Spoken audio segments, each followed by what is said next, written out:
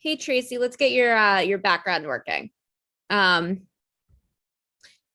do you see the video button with the little caret that says next to the stop video?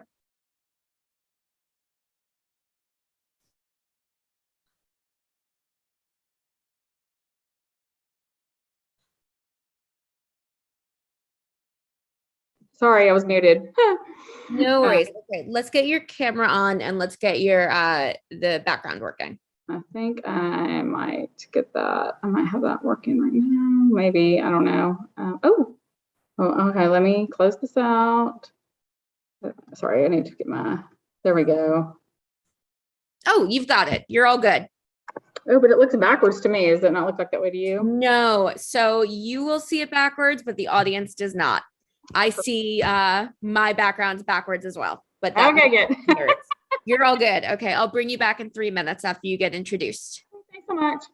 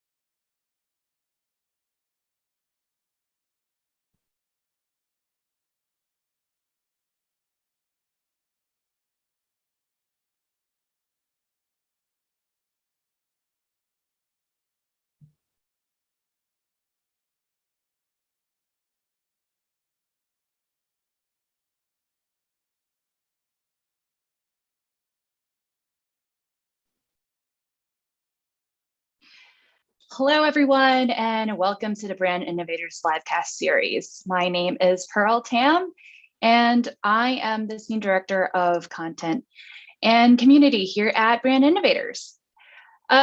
So welcome to today's livecast on innovation in QSR and restaurant marketing. Today is really special, and I'm thrilled to kick off this event. We've got a phenomenal event with an awesome lineup of marketers coming to us virtually from companies like Papa Murphy's, Dunkin', KFC, and Founders Table Restaurant Group.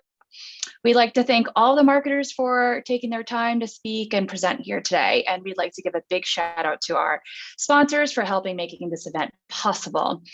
Also, we can't forget to thank our audience for taking the time to be here with us today.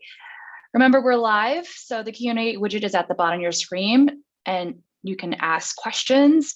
We'll get to them at the end of each session. The chat widget is there too, so feel free to share your love, connect with attendees, and comment or discuss the event in real time. Without further ado, I'd love to welcome to the stage our first group of speakers. We've got Tracy Ayers, the Vice President of Brand and Innovation at Papa Murphy's, and Marty Berman, the VP of Sales of North America and LATAM at AdMix.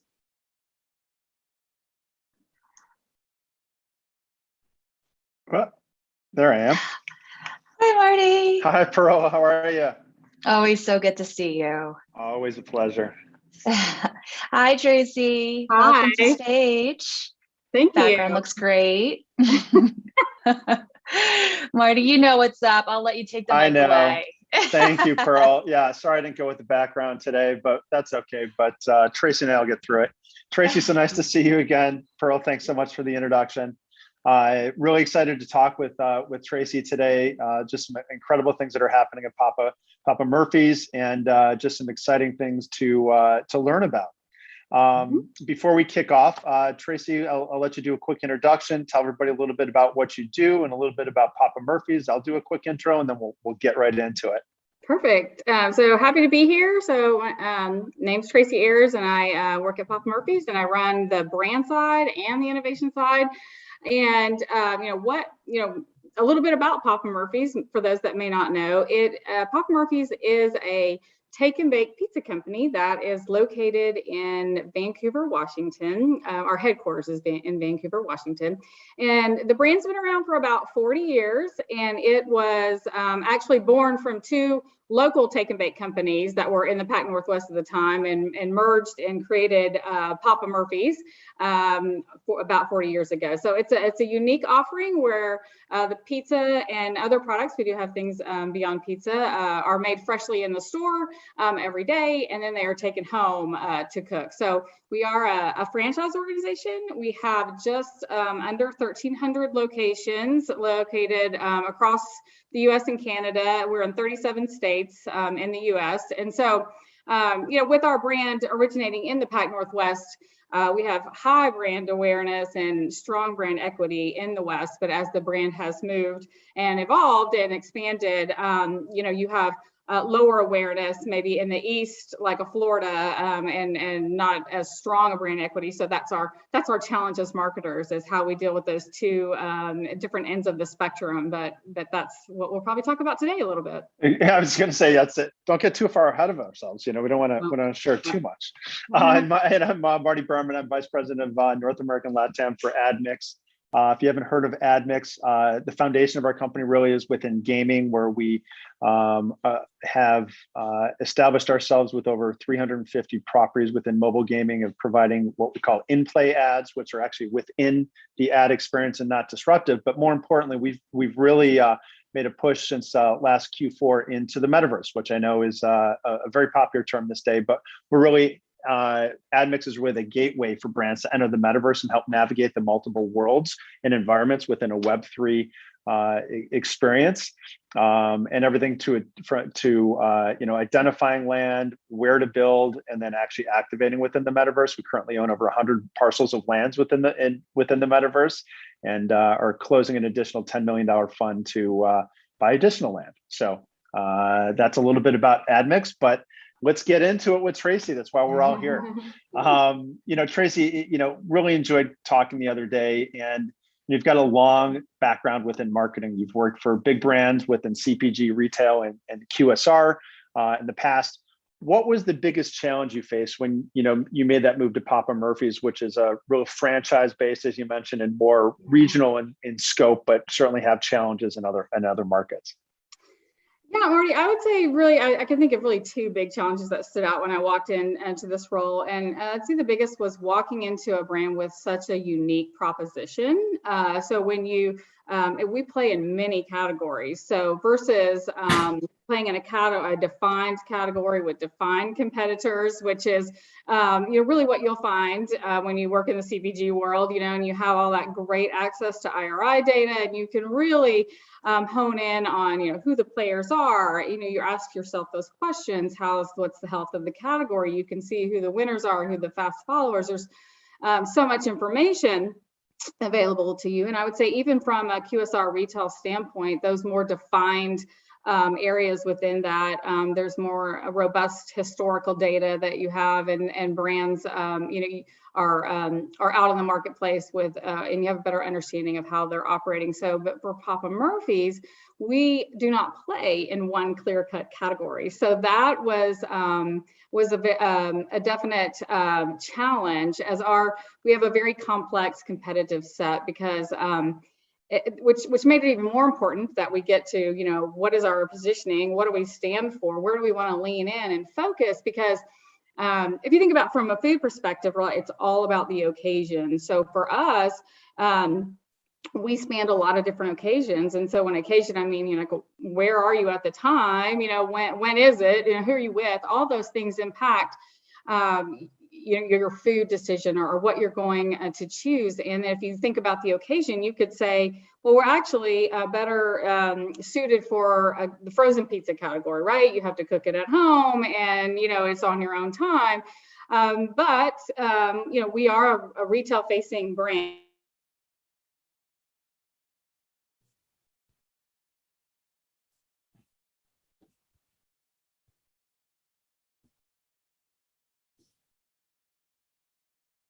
Well, there's a whole category of people that like to go to the store, pick up that meal that was made that day, and then take it home to cook it on their own. And then of course, there's the convenience stores are getting into meals, and even Starbucks is offering meals, things like that. So just understanding how we play in such a vast competitive set was one big challenge that was different for me. And then I would say the next one is, as we've mentioned a couple.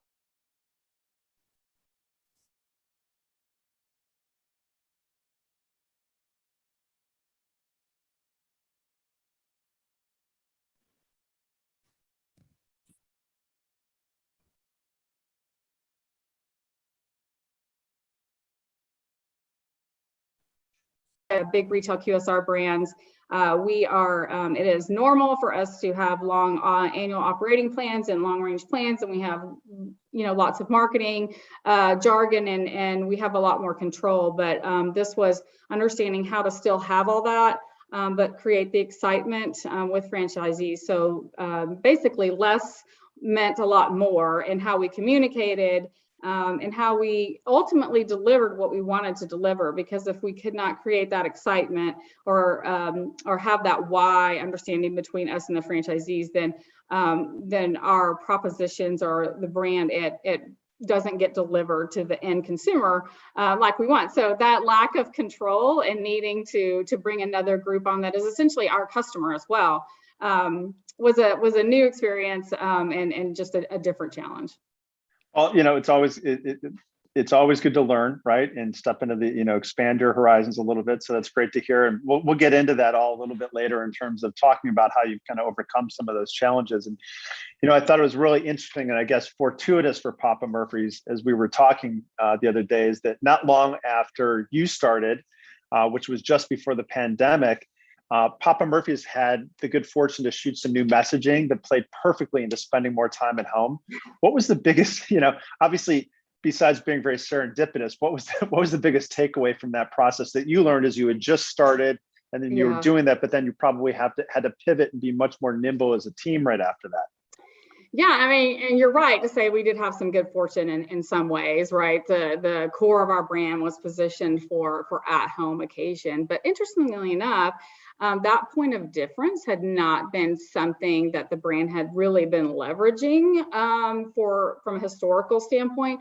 So the biggest takeaway, and I'll get a little more into it, was just make sure that you always have your brand building blocks defined, and that those are actually driving your investment decisions, because sometimes the obvious answers to those brand questions may not get you to the level that you want to be in. So just making sure that you're honing in on those and digging down. So for example, had we just stopped at Papa Murphy's is in the business of selling pizzas, and we operate in the pizza category, if we had just left it there, then we truly would have not tackled our unique proposition, right? And in the pizza category. And that honestly was where the brand had been operating before, was really focusing on QSR competition. It seemed like the natural thing to do for historically and talking about the deal. But we were missing like our core point of difference, our unique, offering that we had for consumers. So, the reason we were ready was because we actually did take the time to highlight what our core competency was, to understand what our point of difference was. And we went through those basics and understood what our brand stood for, understood that we had a big competitive set. Had we not really took the time to understand that, we might not have come up with the right type of messaging. So we would have missed that opportunity, I guess, to highlight our point of difference in an authentic way. Not that we probably wouldn't have done like every other brand and figured out how do we, re-message and talk about it at home, because that's what a lot of other brands were doing. But I think the advantage we had was we already knew that about our brand, and we had developed the messaging, so we didn't have to really, scramble. Right. Yeah. I mean, yeah. Go ahead. Yes, that golden opportunity, would have probably passed us by. And so to your point, we did go to Los Angeles, like literally February, right? We all went locked down in March. So we were in February and shot all these commercials about the passion that our franchisees have and how they literally go in these stores every day and make the dough and cut the vegetables, and they provide you with a product that you can then take home and customize it yourself. You can heat it when you want it. It's hot right out of the oven, so you don't have to, wait for it to be delivered and order it and for it to show up, and really brought about that point of difference. And so and honestly, we even talked about it was a safe product. It was just really uncanny how that had prepared us for that. So, but I think the key takeaway is having those building blocks ready, because even if, right, your particular circumstance, it doesn't line up exactly like that one just happened to, I think having that clear understanding of what your brand stands for allows you, right, to make those pivots and tweaks in the right way when the unexpected does happen. Yeah, I know that's a great point. And certainly the unexpected did happen more so than anybody could have anticipated. And as I talked to a lot of brand marketers, and at that time, I recall very specifically, it was crazy. I mean, it was just trying to navigate that, and everybody working remotely and making sure that everybody was participating in the right way and being more nimble. And also, I think one of the things that we talked about as well, or not, I know we did, and that was, during this time, you have also recently gone through a brand reposition, and not a full transformation, which I know we can talk about later, but can you walk everyone through that process from ideation to launch? Because that's a process, right? You're changing, you're repositioning the brand. What was that like from your perspective as you sort of really put forth the idea and then launched? Yeah, and I guess the brand purist part of me loves to talk about positioning. I guess most brand marketers do, but right, it can get very involved, and it's quite a process as you mentioned. So, I think this flows nicely from the last question. Even though we had identified and defined like our point of difference, our competitive set, we knew who our target was. We really had not defined our brand voice. What was our personality? What was our tone? And what do we want, really to be known for? The commercial we shot in LA before the pandemic hit was, very almost personality agnostic. It was about vegetables and the fresh cutting and just kind of really the core of who we were. So we were missing that next step, which is what this was all about. And so we entered into that brand as we entered in.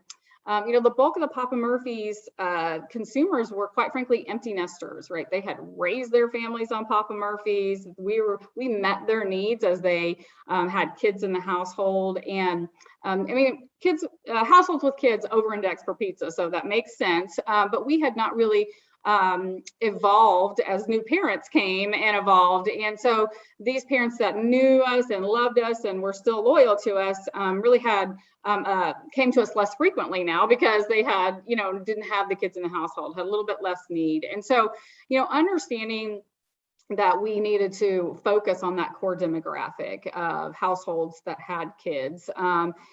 Became, and making sure that we were being relevant to the parent today, because the parent today is totally different than that empty nester parent was back then. So many different things and avenues in the digital world, and everything has changed. And so for us, it was really understanding the current parents' need states and how we could meet those with our unique proposition. So, and then, after getting there, making sure that everything that we did, from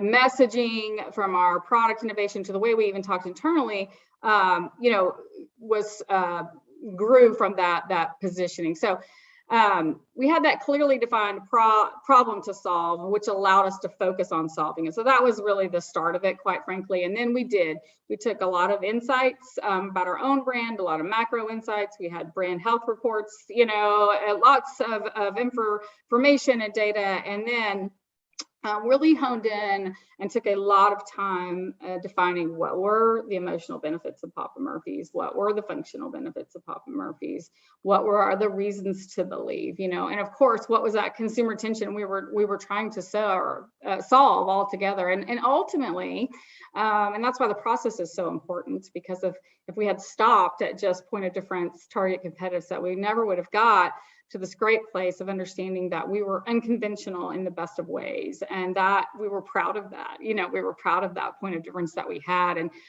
what we gave consumers that canvas to create something perfect for their specific occasion. And this made meals a little bit more exciting. We could talk about that. We actually could even say we were more convenient, because that's something you could say are not as convenient as a QSR pizza that's delivered baked, but that allowed us to play up even convenience, because we were still more convenient than having to create an entire meal on your own.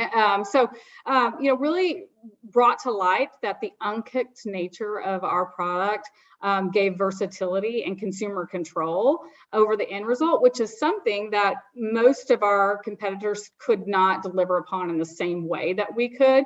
All the different competitive categories, we kind of realized that was what we owned, and we had been doing it for many years. We were experts in it. So we started to get excited. We had something, that really mattered to the millennial family, and how do we hone in on, as dietary needs change and as philosophies change, how did we, step out of our own comfort zone, quite frankly, and start showing up as a more exciting brand to these parents. And so ultimately that landed us, we rooted our identity really in these unconventional approach to meals. And then we were very clear, though, unconventional did not mean weird, or wacky or something like that, just unconventional in a really good way. And so we were able to morph all that and understand our personality was creative, our personality was authentic, and our personality was independent. It was, empathetic. And I love this one. We stick with, we were raw. And I love that, because it's like, yes, we have raw food, but then we also it's raw possibilities with our food. You can do all kinds of things with our food that you really can't do with maybe some of the pizzas that are already cooked, And so all of that really led us to a brand new logo, a brand new color palette, a positioning statement that allowed us to gut check, every single thing that we do, and just allowed us to pull out that point of difference and be able to highlight our advantage that we had as maybe a brand that may have less equity somewhere. We start highlighting these differences, and then all of a sudden, you're listening.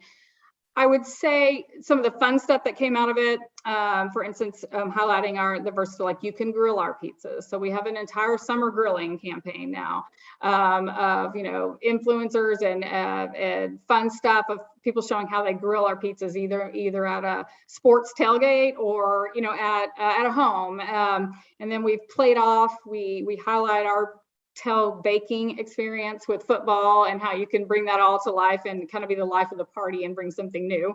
And then it resulted, in a new, commercial altogether. So I I would love to show like the kind of like where the logo was before and where it is now, if that's appropriate. Yeah, no, absolutely. I think we should have that teed up somewhere. If you guys could, if Brand Innovators launch that. Okay, I think this is the logo. I'm going to show the logo. Yeah, you can share the logo if you share your screen, I believe. Okay, I think that's it. There we go. Okay.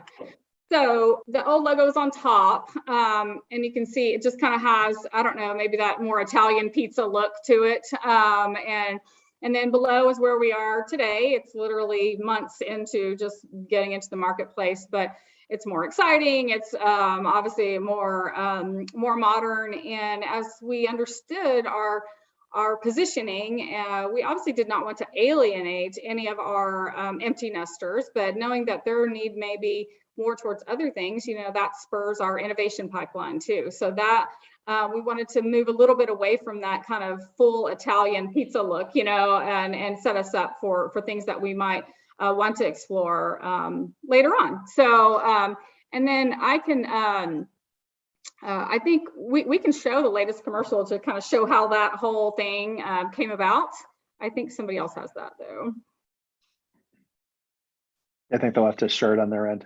Yeah, I don't have, I forgot who was sharing it. Oh, here it is. Hi, I'm Kylie, and I make fresh, delicious Papa Murphy's pizza. Hi, I'm Zach, and I make the Papa Murphy's pizza. Sure, that's take and bake. We built it with the freshest ingredients. You bake it fresh in your oven. By you mean me, so technically, I make the pizza. Super good pizza, Kylie. Oh, Kylie, so good. At Papa Murphy's, we make great pizza, so you can make the pizza great. Oh yeah, I make the pizza great. Papa Murphy's, change the way you pizza.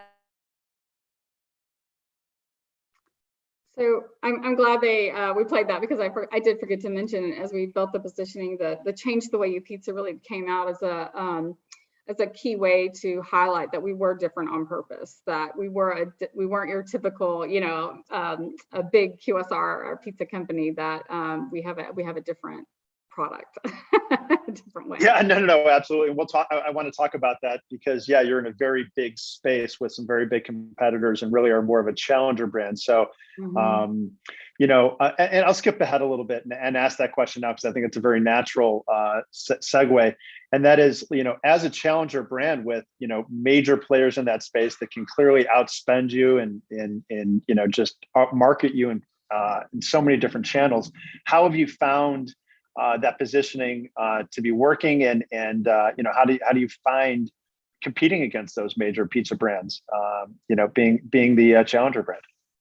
Yeah, and I think part of it goes back to how we see ourselves, right? So if you look at it, when you think about the vast categories that we do compete in, if you're going to look at it solely from a QSR pizza standpoint, then yes, we're definitely a challenger, in that particular view.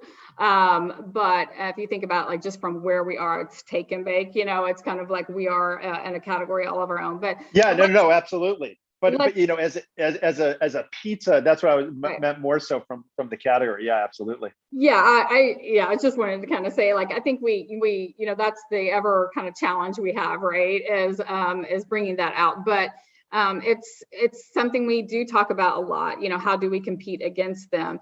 And really the key understanding is really all about our occasion is completely different. It goes back to what I said in the beginning. Food is really about the occasion. So we have a completely different occasion, and we can deliver on that occasion better than other people, and we can meet a need that's different. So if you are, of course we have a consumer defined and a profile. So if that's your part of your general makeup is, you like to bring different unique things to the table. You're very busy. You need some help bringing those things to the table. And you like fresh and you like unique, different options, or you even like to customize it. The thing that's awesome about our product, like you can take a pizza that we make and you can roll it up and cut it into pinwheels, and so that's just something that we offer. So it's just really honing in on the different occasions that allow us to compete there, because you're absolutely right. Our spend will never, be the same, and just the brand equity and from a nationwide perspective is different. But from a one-to-one competition as to the need that we're meeting, we actually feed a different moment than maybe a QSR. Not that we can't at times do the same thing, but I think it's honing in on the right target, of course, meeting the need that we can deliver upon better than the other pizza guys. So we carve out that spot, right? And so our challenge is to grow awareness with our growth target and convert them to guests by meeting needs like in our own unique way. And so a couple of good examples, which might bring it to life. So we have what we call the frozen pizza exchange. So going back to, like, you can say we compete with frozen pizza too. We had a whole event where you brought a frozen pizza in, and we took your frozen pizza and gave you a free Papa Murphy's pizza, and to really highlight the difference that what you're getting between the two. And then maybe a really good example of from competing against QSRs, we can do some really interesting innovation. We just in 2021 had an LTO that we partnered with the Fritos brand on. It was the Fritos Outlaw pizza. And so it was Fritos, it was brisket, it was something really interesting. It was delicious. I know it sounds, totally unique, but it was really delicious. And that was something that really could only be delivered because we were take and bake. And so that had been explored, from what I understand, with some non-take and bake brands, but it's just by the time it had kind of gone through the process and delivered or picked up, either way, the proposition did not deliver as well as it did when you had it home and you cooked it and the Fritos were crisp, and it really brought about that taste. So we've been able to also develop products or even partnerships that are unique to us. And in fact, right now we've got a partnership with Amazon Prime Video right now as they launched Hotel Transylvania. It launched at home. They wanted a pizza brand that could be all about the home experience. And so we've got that partnership going. And I think it's because we have started to define ourselves and really position ourselves as owning that space that's opened up a lot of these opportunities for us. Fantastic. No, that's great. I appreciate you sharing all that. And, I think one of the things, you've gone through so much within a short period of time, and throw the pandemic on top of it. You've gone through rebranding, logo rebranding, repositioning. What were like a couple of takeaways that you can share with everyone as you sold through that rebranding to senior leadership? What was that process? What were some of the challenges, and how did you overcome them? Because I think that's always the biggest challenge, right? Internally, is you've got to sell this concept and this idea that you've worked on and your team has worked on, and why you want to make these changes. Yeah, a great question. If I were to think of three things, I would think part of working on a challenger brand is being prepared to challenge the way that a brand has actually been looking at things in the past. And so, and then I think the second part of that is delivering a compelling story or reason for people to listen to you. So I think what I mean by that is basically get comfortable being uncomfortable, and being able to not be afraid to ask questions that might raise eyebrows or institute big changes. So I would say that's part of it, is being prepared, to challenge things. And then secondly, I would say confidence, believing yourself, trust your training, trust your expertise and your knowledge. Don't, just because a company may not have thought of it in a certain way or used certain measurements in the past, doesn't mean that they can't be introduced now, and they may be a little bit foreign, but just being, I think the key is bringing the why behind it, not just, oh, this worked on these other 4 brands I worked, but why it makes sense, for this, because I think you can also quickly be discounted if all you ever do is talk about the things you used to do. And so I think that's really important to be able to translate that experience. And then I would say, finally, I'm a big proponent of this, is never underestimate the power of a really good storytelling presentation or ability just to walk somebody through. You may not always have the chance to give a presentation, but just almost like your career, have that elevator speech of the things you know are trying to accomplish, and have it in a way that that is able to, that's kind of compelling and something people want to listen to. No, I mean, I think that's great, because I mean, I think again, everybody faces that challenge. Is always selling through an idea to senior leadership, and I think it's always interesting to hear how people approach it and so forth. What I know we've got about 10 minutes left or so. So if anybody wants to start thinking of some questions, I know we've got one question so far in the Q&A, but we'll get to those in a little bit. What channels have you found to be successful over the past 2 years as you've been going through this brand repositioning? Has it altered at all the channels you've been using, and also that you know, in terms of the audience that you're going after? Oh, for sure. I mean, I think as we've gone through this transformation, I mean, just like a lot of other people, right? So we've shifted a lot of things to digital channels. But I think it was probably maybe even like a bigger shift for us, because we had been kind of focused on, you know, the core of our consumers, like as I was mentioning, were those empty nesters. And so as we morphed to making sure we were capturing that millennial family that was in our sweet spot, you know, really making a bigger change effort to shift towards some digital channels. Not only did it reach our target audience, but it allowed us to be more nimble and more efficient, right? And then we could target, right? So if we have high equity, high awareness in one place, that could be a slightly different target than whatever Florida, you know, where it might be a lower awareness. And then it also allowed us to highlight different products too. One product maybe mean more to a different part of the country. So you know, we really learned how to leverage that to our ability. And again, not as big of a budget as, you know, maybe some of the bigger QSRs. So that certainly helped. But overall, we've definitely seen, you know, that those impact sales, impact our brand awareness. We get our biggest, you know, paid social performs very well for us. We're obviously constantly looking for how do we fit in stuff like TikTok and Pinterest. So we're always looking at those things. But interestingly enough, I almost feel like we're on two different ends of the spectrum, because digital is important for us. But we also cannot discount the impact of our local community involvement, because we are very entrenched. Our brands are very entrenched in the communities. The franchisees, a lot of them know their customers by name. A lot of customers will call, I want Bill to make my pizza. I mean, it is a very like a personal thing. So it's almost like we're Can't get much more personal than that. Yeah, right. So that's interesting, because that's important to us too, to stay involved in those communities, and you know, whether it be the high school or the schools, or you know, have to exit that would not make sense for our brand. But and I mean, text plays a role in that kind of local feel too. We want you to know what we're doing, and we can connect those texts a lot of times to what's happening, you know, right there.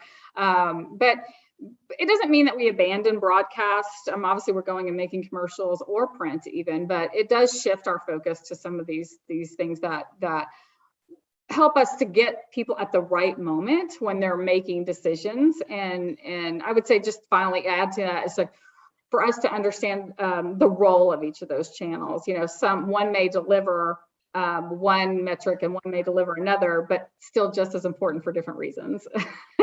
Yeah, no, and I think, you know, and I think you touched on some of the key points that any brands are considering when they're looking at these new channels and digital, the TikToks of the world, and you have to be authentic. You have to be, you know, you have to be authentic to who your brand is and who that audience is, or else you will quickly become a meme in you know, in the digital world. If you're not connecting, you're doing it wrong.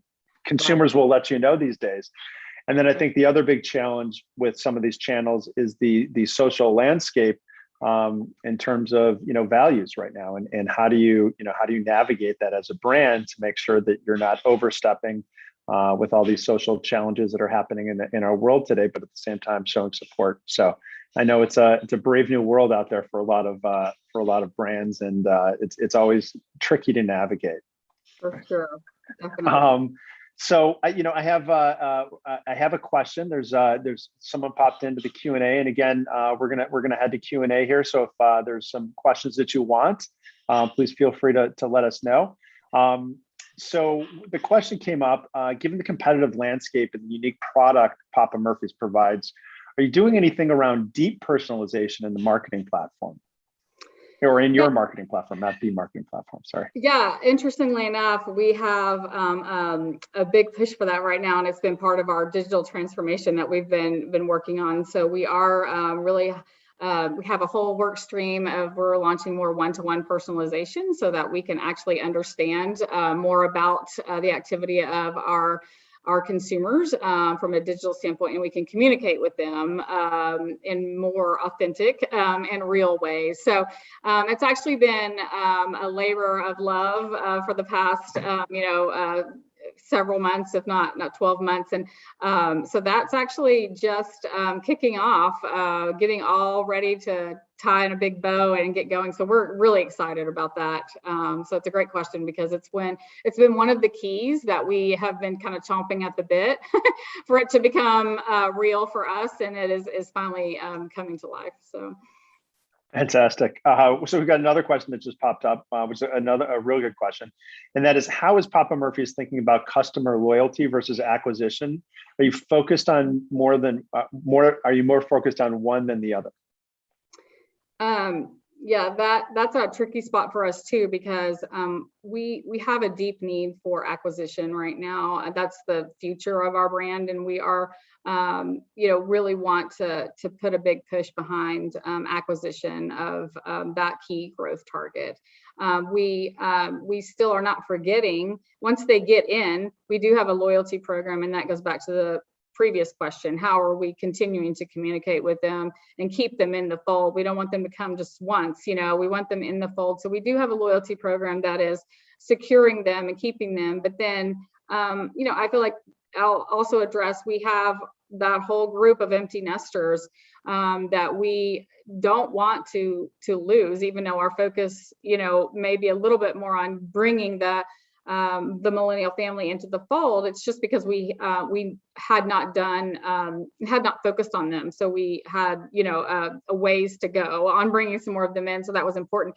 But, as far as maintaining our loyalty with our other guests, we have lots of ways that we communicate with them. And even as we've gone through this positioning, we've developed ways to different products, and ways that we can communicate with them. So that's the exciting thing. As we head into the next 12 months, we'll have some exciting things coming out that show that we're addressing maybe even things beyond pizza.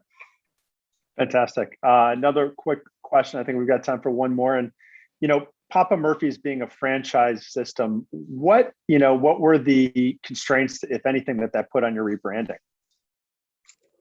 Was that a challenge as you kind of sold, because you have to sell it through internally first, but then you also have to sell it to your franchisees, right?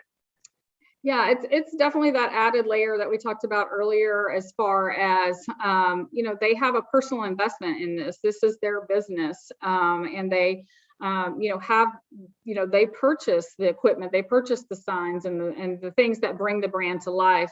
And so it is asking them to believe in the why behind it and be able to succinctly deliver that, create that excitement. I mean, there's certainly a craft to bringing them along. I think providing benefits to incentives to make those changes too is something that the brand works on to do, to show that we're not asking you to do everything. We're in it with you, and we want to bring this brand to life together. So that's another key part of getting them, excited about why we're doing it. We're not doing it just to do it, Right. No, absolutely. Mm-hmm. So I've got a question here. We've got, I think, another minute or so. What was the most surprising reaction to the new brand repositioning from both consumers and internally? Did you go through a process? Did you go through like, oh, that's a definite no, or did you test and learn with consumers, or were consumers involved? And then, internally, what kind of feedback?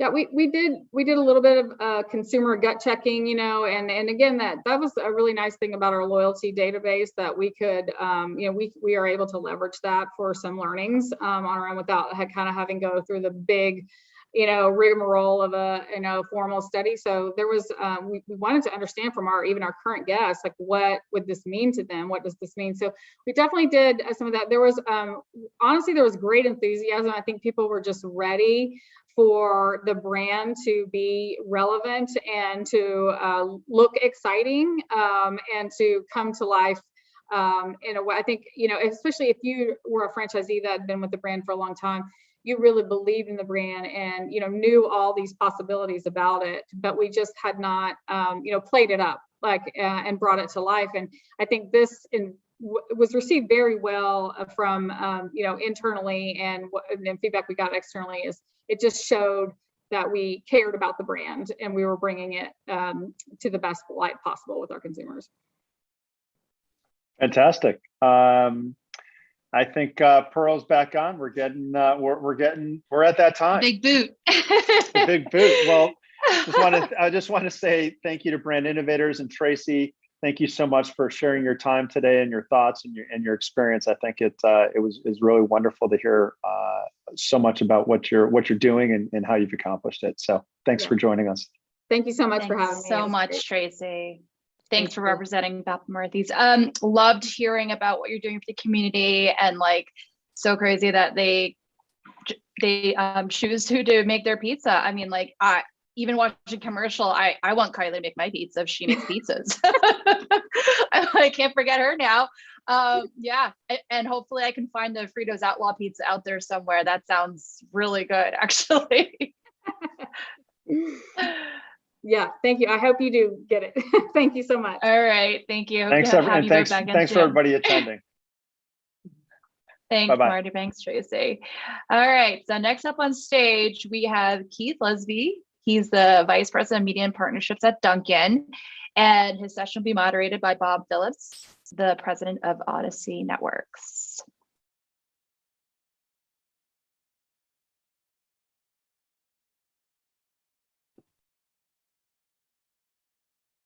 Hi, Keith. Hello. Great to see you. Same here. Hi, Bob. Hi, how are you? Welcome, welcome. All right, Bob, I'm going to let you take the mic away, and I'll be back in about 40 minutes or so. All right. Well, Keith, thank you for spending time with us today. I want to kind of jump right in a little bit and talk a little bit, have you talk a little bit about your extensive agency background at Mullen and Cara, and then now you're leading a brand. And so I'm curious as how your agency background is informing your brand thinking. Yeah, no, great question. And I think it's always, there's people that kind of start in the agency business, head to client business. And the big question is always, what kind of client am I going to be? And trying to balance the kind of client for an agency, and we do, Dunkin' has a very large agency, working for us, a lot of people. And, you want to balance being a leader that, inspires people to do better work for you, but also, isn't just, isn't constantly pushing back just to kind of flex muscle. There's so many thoughts that go through your head. I just kind of forgot about all of that, and it can kind of be a distraction if you try to think about what kind of client you want to be. And I just kind of look at what kind of business are we trying to develop, and just try to keep everybody at a high level. What kind of business do we want to be? And the biggest thing, I'll end with this, for those in this mode, or if you're on the other side of it trying to deal with a client, or if you want to become a client, work at a brand, there's a big mantra, and I believe this within agencies, of really want to position yourself as a partner, to your clients, not just, a sort of vendor type relationship. And it's really difficult to do. But one of the things as a client you really have to let go of is really share information with your agency. I think you can't expect them to affect business change without letting them on the inside of how your business is performing and what you see working and not working. So I think that's been our biggest success, is we've given an unprecedented level of access into our sales data, and I hold our agency accountable to make sure our media is actually driving a sales result. Well, I'm sure you're a wonderful client now that you're sitting on that side. The agency and brand culture is so different, right? How has the culture at Dunkin' and Inspire Brands, shifted your beliefs and approach around marketing and advertising? Yeah, it's one of the things I love, the most is, I've always thought, media is like a lot of things that we work with, sort of right and left brain, and there's, sort of art science, if you will. And, I certainly think, it's, and rightly so, we celebrate, and certainly on the agency side, the awards really celebrate the art of what we do, but I've always been more fascinated by the science and really wanting to push accountability for media performance. And and I started in the business. We'd present print plans and we'd say, a reach and frequency that we got. And we all kind of said, wow, we got a 75% 3+ reach, and 3+ reach has been around since 1950. So that must be good. And I really wanted that level of curiosity to like, how can we really start tying media performance, to or sales. And working in CPG is a good tour of duty for anybody on an agency side, because there certainly a lot of econometric modeling, and there's a lot of resource there to determine that. But one of the things I felt with econometric modeling that is a gap is it is modeling, and it's not a direct attribution. So I've always been a fan of kind of attribution level work. And so therefore, I think what I've really tried to focus on and what I've spent time on the brand side now is how do we really look at our media buys in terms of being able to drive traffic and in this setting. And when we talk about QSRs, for the most part, we own our end to end. We own the retail location. Where CPG is delivered through third parties. And possibly even delivered through Amazon. And there's not necessarily attribution to the physical look showing up at the location tied to where people saw, what ads they saw before they went in there. And I think that's a real benefit for QSR, is understanding that closing the loop from exposure to ad to actually showing up at a restaurant. Like I said, some challenges with that. There's some combo locations some of you may have. There's also delivery can play into that a little bit too. But I really do believe that the showing up at the restaurant gives us an advantage in measuring our media performance. It's interesting, after talking to you a little bit, this past weekend, we saw a lot of challenges and challenger thinking on the football field. It's changed quite a bit. You talk about the benefits of challenger mindset. How does that reflect in your personal brand and then your thinking day to day at Dunkin'? Yeah, it's funny. I think I kind of fell into this idea of the challenger mindset just by function of the companies I was working at, and a lot of our careers. I just want to be forthcoming and share. They're serendipitous. I mean, we try to plan out what's going to happen, but sometimes things happen and we adjust. My career started. I joined a full service agency. I was, happy to just be on the media team within a full service agency. And shortly after I joined that agency, the media department spun off, became a media independent. And we were told, no, we're in the back of the bus, so to speak. And we need to have our own spotlight, our ability to get our own clients. And media is its own entity that has strategic influence. And that was all new to me. But I fell in love with it. And I fell in love with the idea of, like we would go to clients and talk about how we could actually use strategy and data to make the media performance better than what it had been before. And I feel like I'm very fortunate to have been in a career, in a time in advertising where media performance has gone from just a department within a creative agency that bought advertising. I mean, I would watch Mad Men, and it was funny. I loved the show Mad Men. And I was like, they had to make the media guy the dorkiest guy on the entire show who never did anything. And I'd have to tell everybody, we're not like that anymore. We're actually making a big difference. So I feel very fortunate to have, been brought into this, media independent world. And it makes you think like a challenger. It makes you realize, like, I'm challenging the status quo, that media can actually be something worth paying an agency separately to lead that for my company, and not just buying. Right. That was the big change that I saw was, media used to be about like who could get you the best buying efficiency. And I worked for David Verkland in the Aegis network for a long time. And, he kind of said, look, I feel like, a lot of the consolidated buying, things like upfronts, is a bit of a misnomer, that their clients think there's more benefit in buying, efficiency than there really is. So my first challenger mindset was to go to clients and say, there's not just one E you want to measure, there's two E's. So one E would be efficiency, but there's another E no one talks about, which is effectiveness, which gets back to my point about,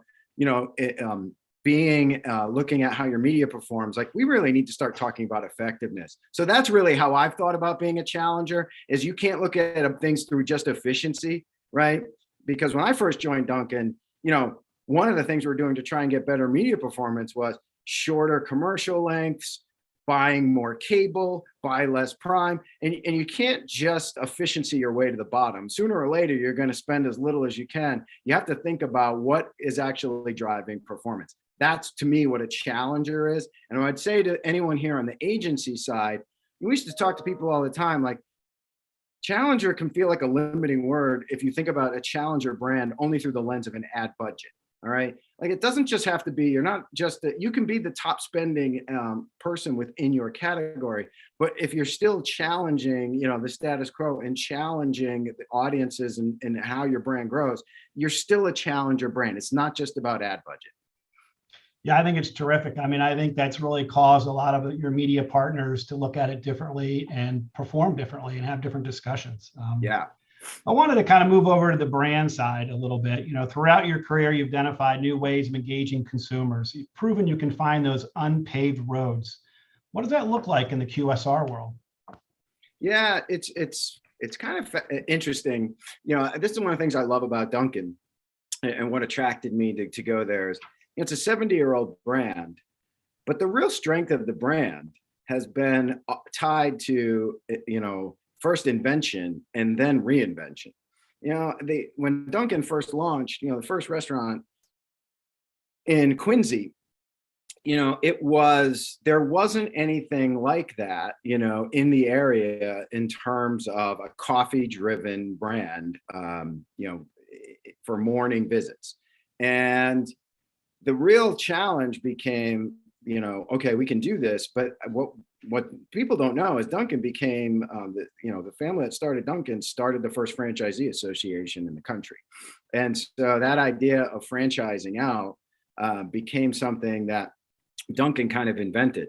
And then over the years, as the number of restaurants grew, the ability to actually serve, it used to be at the counter, we'd serve at the counter. Dunkin' has officially transformed its business now, where it's not about sitting down at a counter and getting served. Our whole business model is speed, and it's about getting in and getting out. And it manifested itself 15 years ago when we launched America Runs on Dunkin', and run being a key word, in that equation. So what I see changing the most, or backing up for a second, Dunkin' is actually a change leader, in our industry. And that's what attracted me to the brand. And rewind a couple of months ago, a couple of years ago, certainly COVID has impacted Dunkin's business tremendously. We're a brand built around a morning commute. And there hasn't been a real morning commute now for almost 2 years across the entire country. And we had to reinvent ourselves with new day parts, new products, and really reinvent how Dunkin' makes you run, which has led us to a whole new opportunity to think about, what does running really mean in the future? Does it mean this constant rat race, I'm running to get ahead? Or are we really redefining what my run really means to me? And that's another great opportunity. So I just think every day there's a new challenge, and restaurants can reinvent how they view themselves with their customers, right? And how they fit into their routine and lives. Absolutely. I found this quote, which I'm absolutely going to steal from you. Consumers best remember what they've never seen before. When nothing seems new in advertising, how does this play out for Dunkin'? I just love that quote. No, that's awesome, and I stole it. So this is like a good steel train, that's going to keep going, paying it forward. I think it comes from the agency days, and we used it really. It was for all our clients, but truthfully, when we thought about new business pitches, we always said, how do you differentiate yourself? How do you show? Like, we can all go in there and talk about we're going to buy NFL playoffs, but how do we go in there and say, what can we do that's new? And I really feel like, when you think about advertising, it's so hard now to break through clutter, and there's a lot of different data points we can use for that. But I think the biggest ones I use are, 2017 was a great opportunity, but a great challenge. 2017 was the first year that consumers actually, in their daily media consumption, more time in the day was spent on digital media than was spent on analog, traditional media. And that was a real seminal moment. But the thing about it is, we go to more digital media, there's consumers more in control of their content. It's more opportunity to just ignore the advertising. become a little bit of wallpaper. So I kind of feel like another saying I'll give you, if you can steal it if you want. Write it The down. next thing that came after consumers best remember things they haven't seen before was, we have to have the courage to write plans that work in the marketplace, don't just look good on paper. And I think a lot of times we get comfortable with this word flow chart. And while no one ever got fired when they show 100 GRPs a week for 3 weeks in a row and at the launch, and we've done it for 10 years and it always works, I really feel like you have to challenge yourself to say, how do I put my brand into places that it's going to be something consumers can't miss, and it's truly going to be an ability to change their perception. The company you keep, right, matters almost as much as the impression you get. Interesting. I want to switch over to your loyalty program, which has been so successful. Can you talk about the DD Rewards 2.0 and what it looks like? Yeah, and thanks for asking. It's funny, actually, going back to one of your earlier questions, we talk about Dunkin' and being a challenger and being an innovator. We were the first restaurant brand to even have a loyalty program. You know, one of our competitors, certainly that has sub-brand a breakfast brand within their overall brand. I won't name them, but they have golden arches.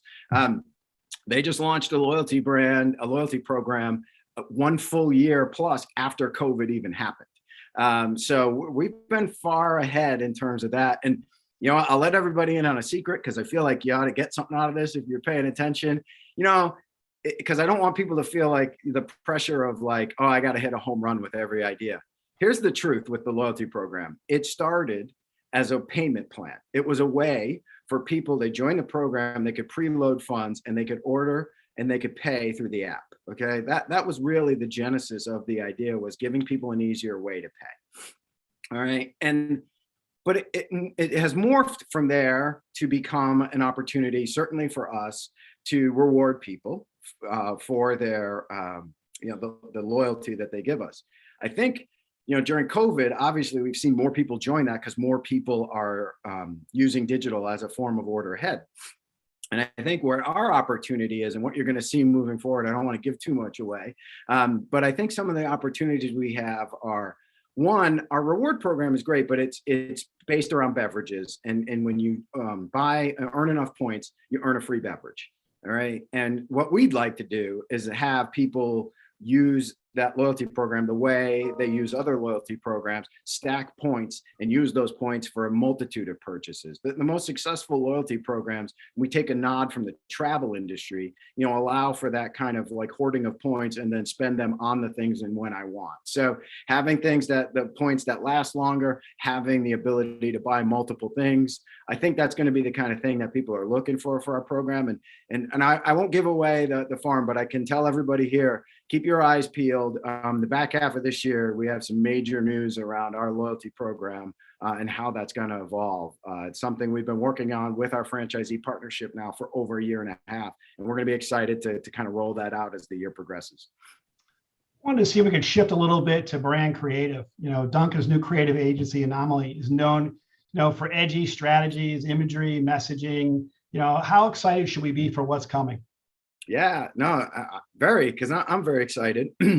And I think when we looked at, you know, certainly there's an obvious correlation of change in, you know, company. Inspire Brands buys Dunkin', you know, in January of last year. We have, you know, new marketing leadership, a new chief marketing officer, and Rafael Acevedo. And I think, you know, those types of things definitely lead to a reassessment of your brand. And I think it was really an interesting time. I mentioned earlier the word run, and we looked at the America runs on Dunkin'. And we looked at trends within consumers of, you know, the great resignation and people want to work from home. And we thought, man, there's going to be a lot here that's going to stay in place for a long time. How does our brand work in this world? And is America runs on Dunkin' really the right thing for us? So I think that became the genesis of, we want to do a review and talk to some partners and figure out if we have the right nomenclature, if we move forward. The good news is, you know, when that happens, I think as a brand, and I apply this to everything, I think when you start looking at, okay, I want to assess my partnerships, you have to look at, where do I want my brand to go and what kind of partners do I need that are going to match where I want to go? And I think there's a lot, you know, agencies out there have a lot of different strengths and weaknesses. And I think you have to kind of get a cross selection of agencies that are good at different things, whether it's, you know, strategy, straight up creative, challenger creative. I think we looked at a cross section of agencies. Luckily, everybody that we looked at them uniformly, independent from one each other, said, you absolutely have an iconic tagline that I would not do away with. America Runs on Dunkin' is an asset that you've spent billions of dollars to own, and it works. We just need to make it more relevant and more of what we do and less of just what we say. So I'm really excited to work with Anomaly, I think, as an action-oriented agency and a challenger mindset that's going to actually bring America Runs on Dunkin' more relevance and give it real meaning with consumers. Because I think that's the missing link for us right now, is I think people love our brand, and there's certainly no shortage of YouTube videos, and you look at our social media followings.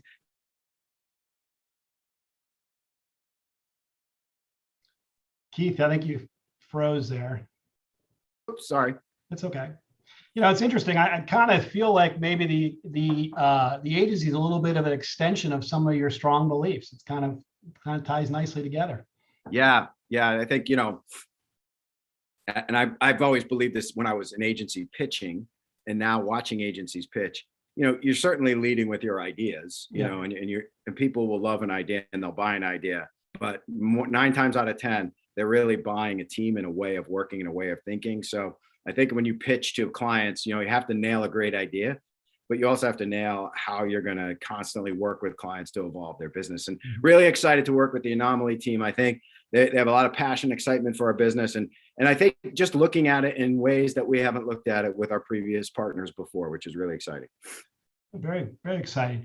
I guess I would love to hear, outside of your direct, world, what brands do you find inspiring to you? Maybe in the QSR or out of the QSR world, what gets your attention? What are some of the brands that catch your eye?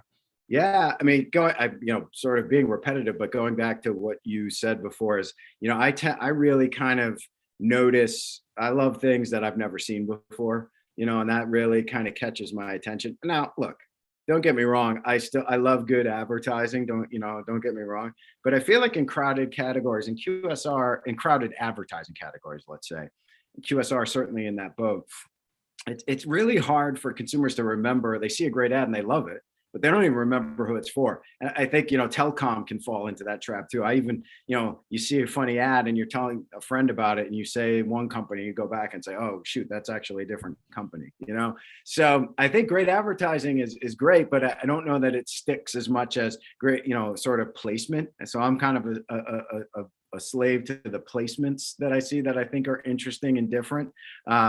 So, to that end, I haven't seen anything recently that's really grabbed my attention as, whoa, that's different and exciting. And I never saw that before.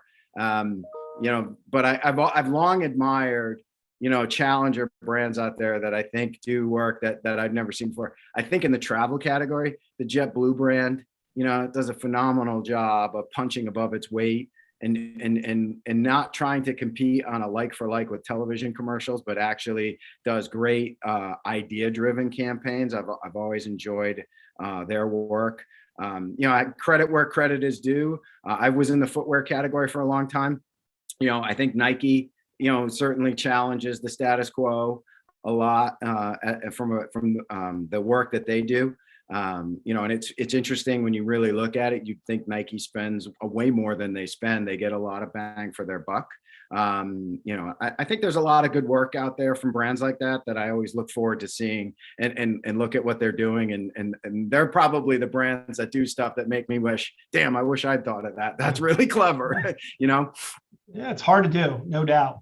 I'm going to jump into media a little bit. With all the fragmentation, disruption, the lack of trust, viewability, safety concerns, the list is endless. What are your overall thoughts on the overall landscape of media, and how do you think it might change in the future? Yeah, no, it's a great question. It's certainly getting a lot more complex, and specialized with biddable media, audience data. Navigating that minefield, is really challenging. I think we're right in the middle of one of the biggest transformations in our industry we've ever seen before, which is the continuation of video. And so there's kind of two things on my mind that I think are disrupting our industry more than anything else. And that is the deep acceleration of traditional television ratings declining, that acceleration. But when you look at, I saw a report recently about the actual hours of original content that are available to consumers has actually tripled. So that direct correlation of the video content used to be about gathering in places. The acceleration of the video being a long tail now, where you've got to be in multiple places, is putting a lot of pressure on all of us to figure out the right partners, the right placements, how we can make our brand stand out. Certainly, in the entertainment industry, movie industry, the idea of, the Thursday through Sunday buy, I don't know that that's realistic anymore. People are watching content when and how they want. So buying time periods is much harder. So I personally am excited, but the biggest challenge that I see is how to be a video-led advertiser, right? And lead and get the cut through that you need with your consumers to drive your visits. Yeah. Well, the other thing I'm going to point out too is that obviously time spent with audio is increasing dramatically. So I have to put that little plug in. And what's really great about that, thank you for bringing that up, Bob, is one of the things that was the most surprising thing for me during COVID is, I think radio and Dunkin' share a lot of symmetry in the idea of a commute. Radio is built around AM, PM. And one of the things that I saw, at least in our market, in some of our top markets, you saw this massive change to video, but radio and audio was resilient, and it was there, and people still have their trusted voices, shows, podcasts. So we've actually grown. That was one area where we actually grew our investment. And I think that's actually been here's what I love. I love how audio and streaming is actually created opportunities now to buy advertising in a much more streamlined way, as opposed to going local market by market. So I'm glad you brought that up, because whereas video has gotten harder and harder to figure out, audio has actually built an ad supported model that really works with consumers and works for brands. Thank you for saying that. The pandemic has obviously sparked massive transformation of retail brands. Can you talk a little about what's changed, and it's probably changed forever? Yeah. I don't know about what's changed forever. I don't want to, I feel like I look up in the corner, it says recording. So I don't want to say anything that doesn't age well. But one of the things, I certainly think is interesting from the last year and a half, specific to Dunkin', and I think even to QSR, is some of the biggest disruptions that we saw early on, particularly were sports sponsorships, for example. Dunkin' has been and a lot of QSR brands use sports sponsorships as a way of connecting with audiences and consumers. And for the longest time, and you're even seeing it still in some markets, the ability for people to go to games in sports is still limited. And I'm wondering how that might, come back over time. Music, another area in terms of live music. That's another area where, okay, how are brands going to be involved in that? I think some of the other things that we saw a lot of success with is navigation. So complementing when people are driving around and using audio, the other things that are available to us now in the automobile beyond just audio is navigation, right? And people aren't using navigation tools as much anymore. So how do we supplement that? For Dunkin', we've pivoted away from some of that. Search. It's really been interesting. When you think about Dunkin', it's a well-known brand, search. Do we really need search? Well, there's now a lot of pressure on, is the store going to be open when I get there? What are the menu items? So people are using search a lot more, even for known brands, just to understand how to transact with those brands. So we've seen an increase in our search bidding and performance. I think one of the things that's changed in terms of, I mentioned a lot of content available. Consumers are certainly growing and giving more and more of their time to gaming. I think that's an area as brands we got to think about. How are we going to connect with consumers through gaming? Dunkin's made some big investments in that area with Twitch and other brands, influencers. Again, sort of give a nod to radio. I think all this comes back to a little bit of like radio was the original influencer program, the host of a radio program and the live read. I think you're actually seeing that now play out in a lot of different areas in gaming and social and so forth. So really excited to see that sort of growth of gaming and social and influencer. That's an area that I think is exciting for QSR. Yeah, local. So brands, they adapt to their strategies, reflect consumer behavior, right? And you touched on this a little bit, but the consumer behavior is changing by the minute. How do you navigate these waters? Like, what do what do you do? Yeah. A lot of No, crowdsourcing, I guess. Yeah, no, it's a great question, and I think the certainly keeping your money flexible, there's always been this sort of tension with, to get efficiency and more important than efficiency, just to get inventory that you're going to need, you commit to it far in advance. But then, how do you react to business needs? It becomes a little bit difficult to optimize when you're optimizing stuff you own as opposed to optimizing stuff you need. And I think that's been a challenge since I've been in the advertising business, and that hasn't really gone away anytime soon. So I think, that part, what I'd love to see. I mean, we're on the buy side as opposed to the sell side. There's always been this tension of like, wow, I'd like to see more flexibility when I do my buys and my ability to change things, and not have to commit everything in an upfront process. That part's really difficult to navigate. What I think, from our perspective, one thing is, how do you get real data to be able to make decisions, on a real frequent basis, so you're not guessing. So one of the things in our business model, we're really fortunate is, we have daily sales data. I mentioned early in this call, Bob, like, getting our agency hooked into that daily sales data and really understanding, that sales data versus the week, month, or year prior, and what were the real changes and what was a media change that happened, and then allowing you to say, here's what we need to do differently. Like I said,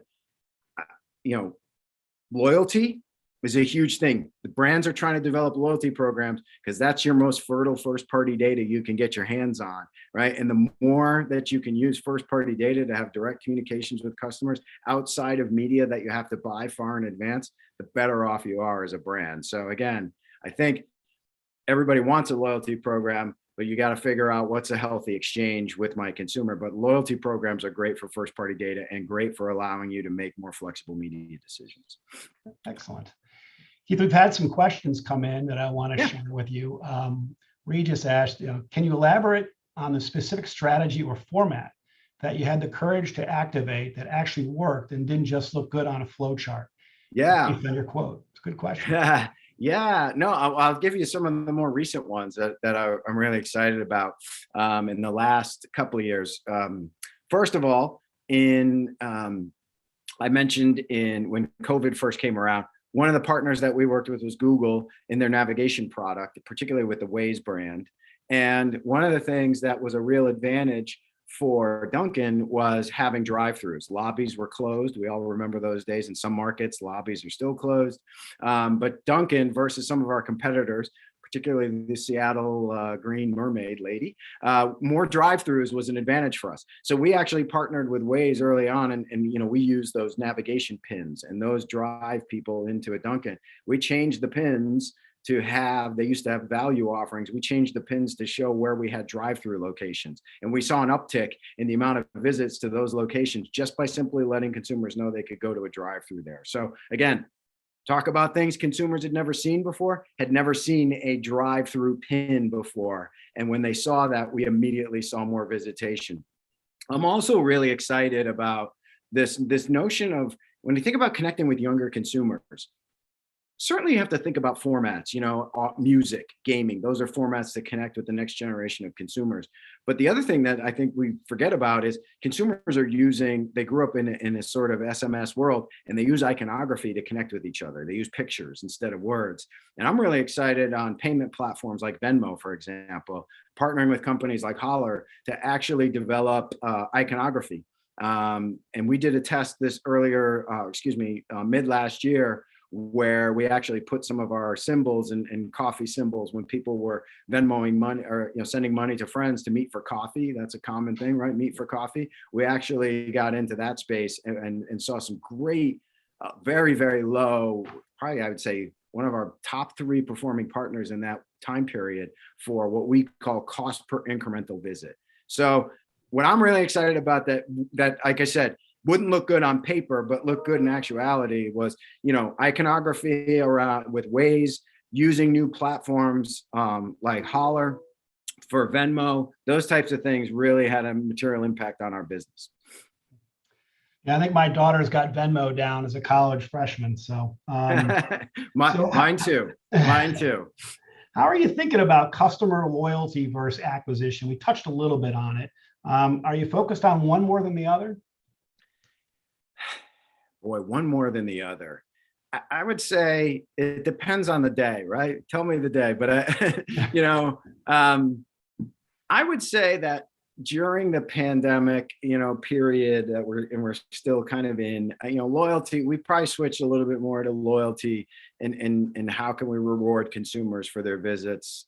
In that instance, I think as we move forward, we've got to get back focused on acquisition and what we call store traffic. And in this context, Bob, I would say to anyone here from the QSR industry, you can count on one hand the number of brands in the last 5 years that can say they have positive traffic in the QSR category. So ultimately, there's a lot of choice for consumers. The good news is more and more of them are eating out. So there's more opportunity, but there's also more choice. So cutting through that choice and getting traffic is really, really a tough street fight. And I think moving forward, all brands really need to focus on traffic. So you mentioned sports sponsorship. What is the new best practice there with you all? Yeah, it's interesting. I think for us, it's just about, we just have to like media. I think sports sponsorships, we have to broaden our what we call a sports sponsorship. So, Duncan 5-6 years ago, sports sponsorship would have meant working with a local professional sports team. I think nowadays a sports sponsorship means working with a college athlete as an influencer.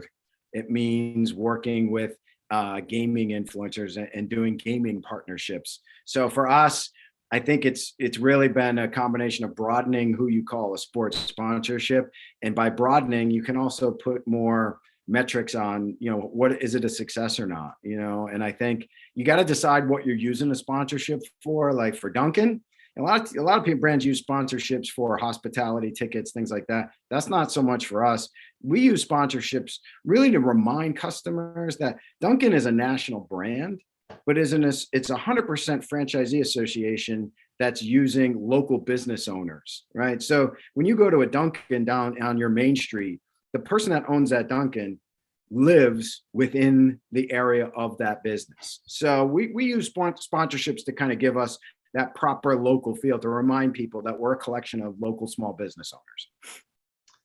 So Keith, this has been terrific, and we're almost at time. But I want to ask you, what is the one thing that you would want other brand marketers to know? To know about us, and to know about me. Yeah, just to know, like what do you think is important for them to know and to think about? I just two things I would say is, like, one is just they need to know, let's say three things. You need to know that you have to take risks, and I think the last 2 years have proven that more than anything else, that you have to be willing to take some risks, calculated risks, and surround yourself with the kind of people and information that allow you to constantly take risks. To do that, you have to be curious.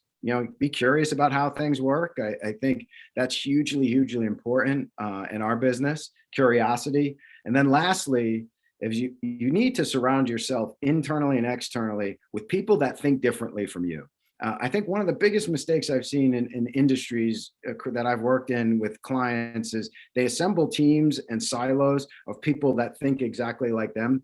And our team and our agency, the way we think about it is, I want to hire people and I want people working around me that think differently from myself. I'm kind of fascinated if everyone has a favorite president. My favorite president is Abraham Lincoln. And I think that was a fascinating case study and books written about his surrounding himself and his cabinet with people that he had just beaten in an election. And I think that was really what led this country through one of its most difficult times. So I think there's a lesson to be learned in that history of surrounding yourself with people that think differently than you and not being afraid of that. Yeah, it's been terrific. So let's go back to audio. What are you listening to right now? I would say, let me just do a quick thing. I would say, there's kind of three buckets of what I listen. First of all, I'm a huge sports fan and I live in Boston. So I'm a big Red Sox fan. So I stream EEI, WEEI to make sure I'm getting my Red Sox news. You know, I love that. I would say I'm mostly a podcast guy, and I would say my favorite podcasts are I love Malcolm Gladwell, I have to admit. Revisionist History. Deep Cover just dropped this week, season 2 of Deep Cover, so I'll be tuning into that. I'm a hockey guy, so I love Spittin' Chicklets. But some of my other more guilty pleasures of things I just enjoy listening to from an entertainment outside of sports is I'm a huge Friday Night Lights fan. So the Clear Eyes, Full Hearts, I have a sweatshirt that says it. Ironically, I never saw the movie, but I love the TV show, and I love the podcast about Clear Eyes, Full Hearts with Billy Riggins' character. I listened to that one definitely, probably more than I should when I'm supposed to be working.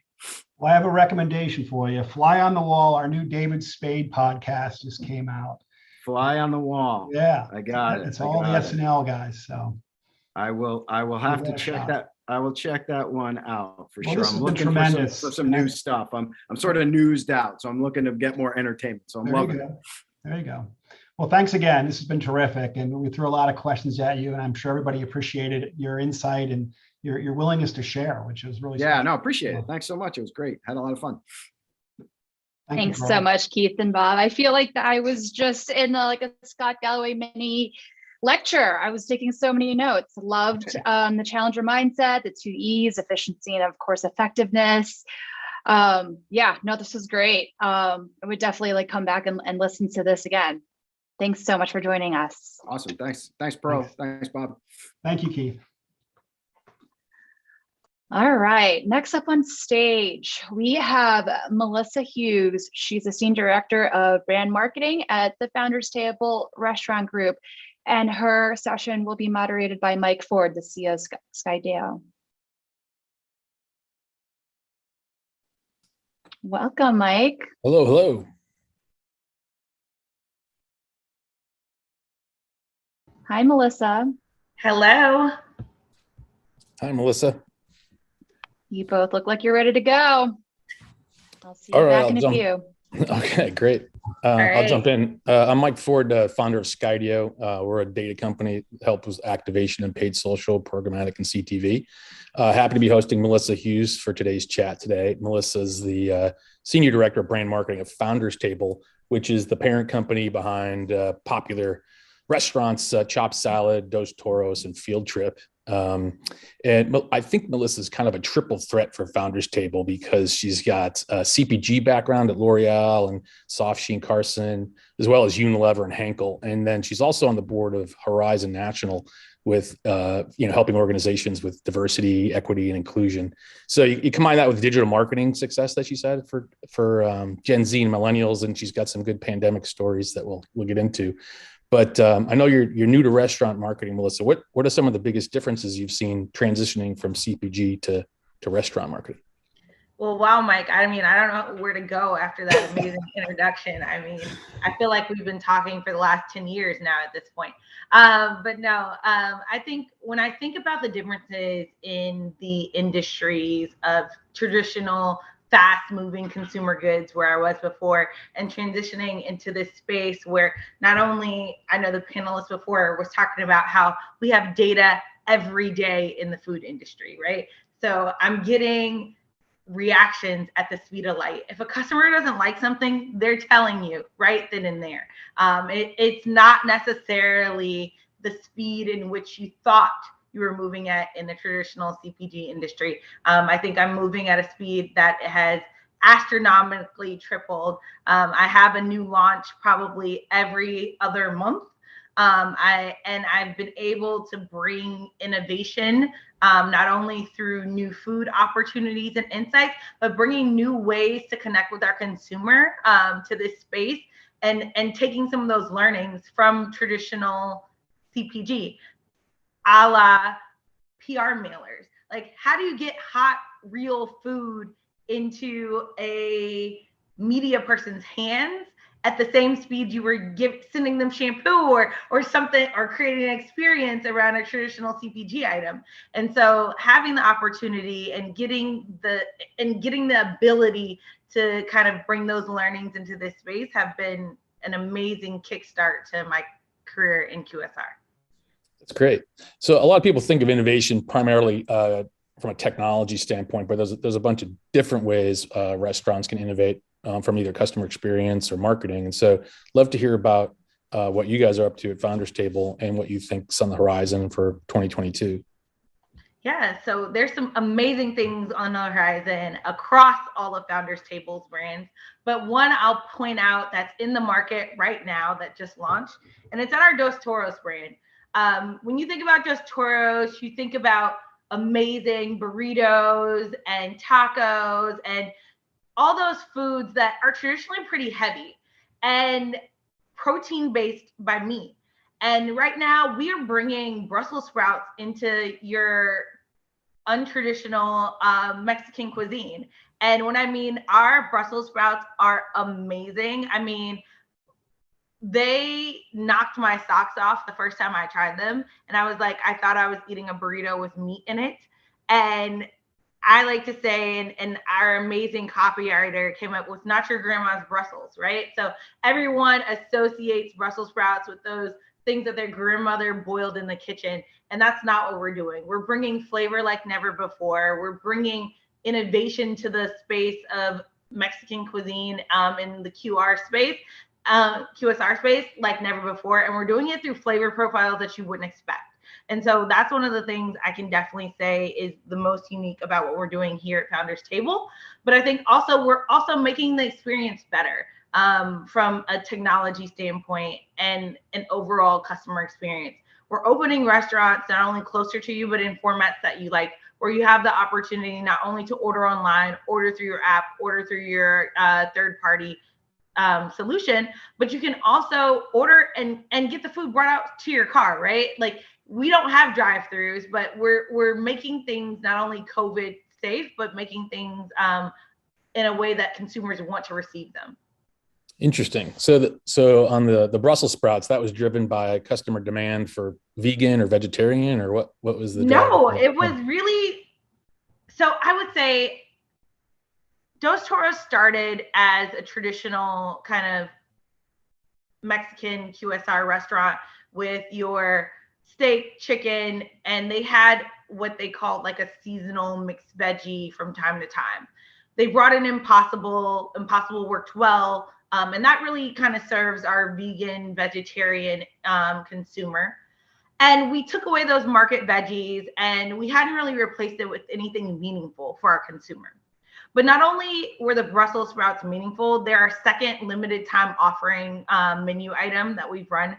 We just finished shrimp, which is a Baja shrimp taco, which is absolutely phenomenal. And rolling into these Brussels sprouts, it's kind of our way into offering lighter offerings. We know the month of January also lends itself to people going meatless and new health trends. And so we wanted to have an opportunity for people who were not necessarily fully vegetarian, but also give the vegetarian something else on our menu portfolio.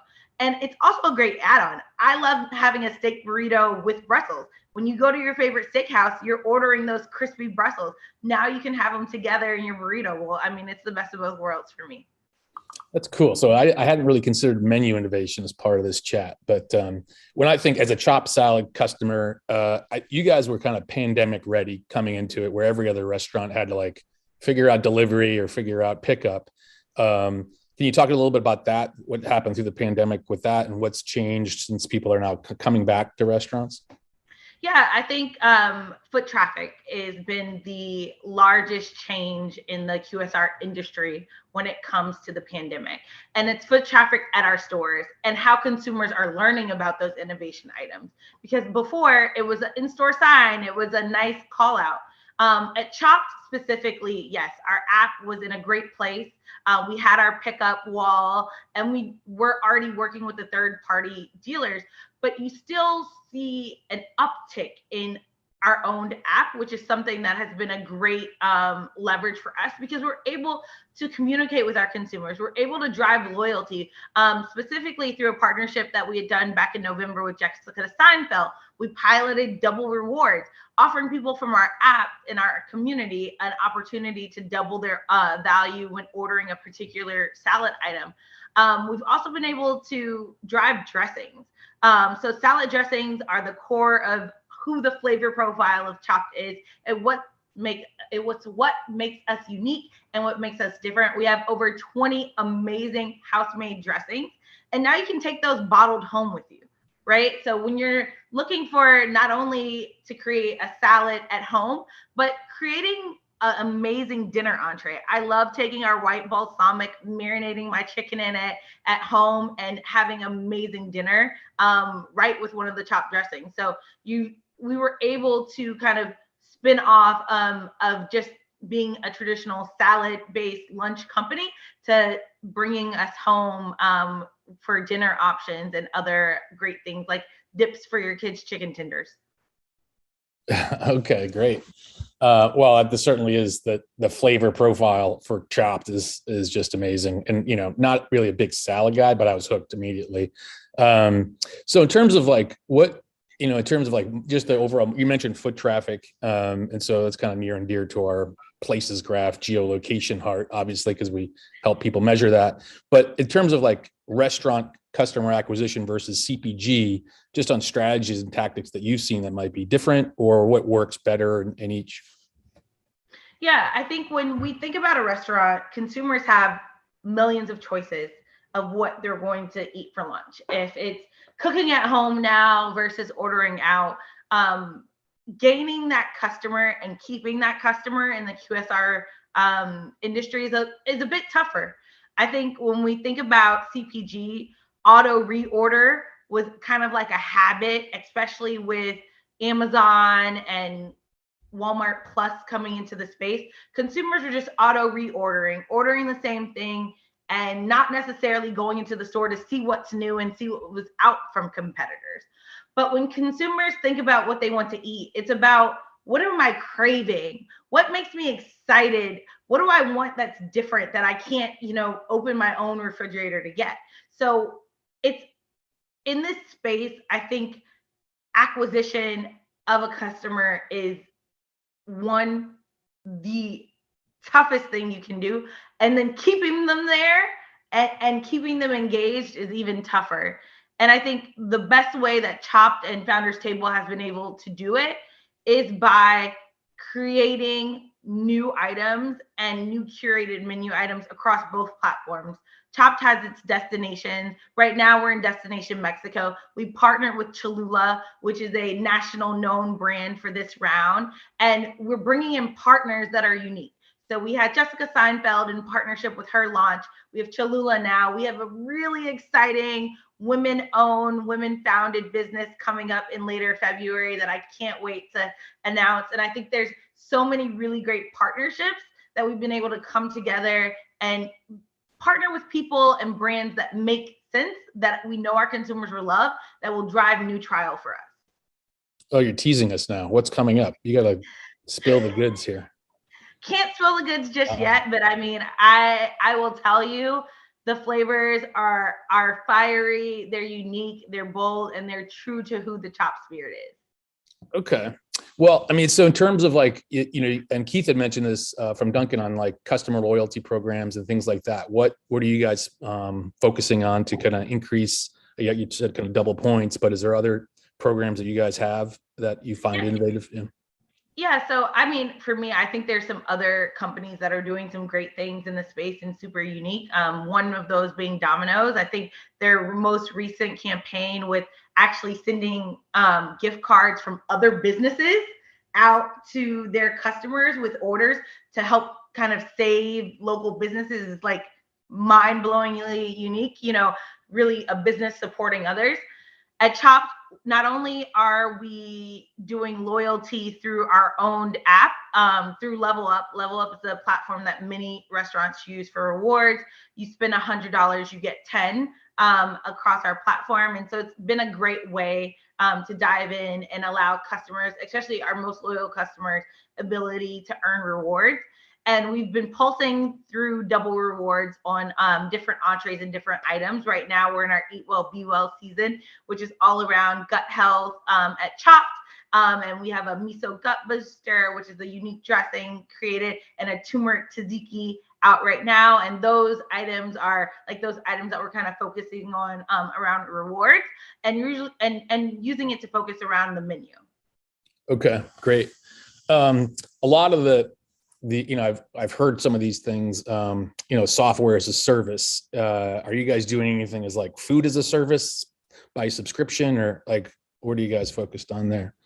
So we've seen some great subscription service models launch in the last month across Taco Bell, across Sweetgreen, and it's really unique and interesting. Something we've owned and kind of done from that kind of subscription-y type is every year during National Salad Month in May, we've had some programs that have run in the past that have been kind of buy four, get the fifth one free from a subscription standpoint.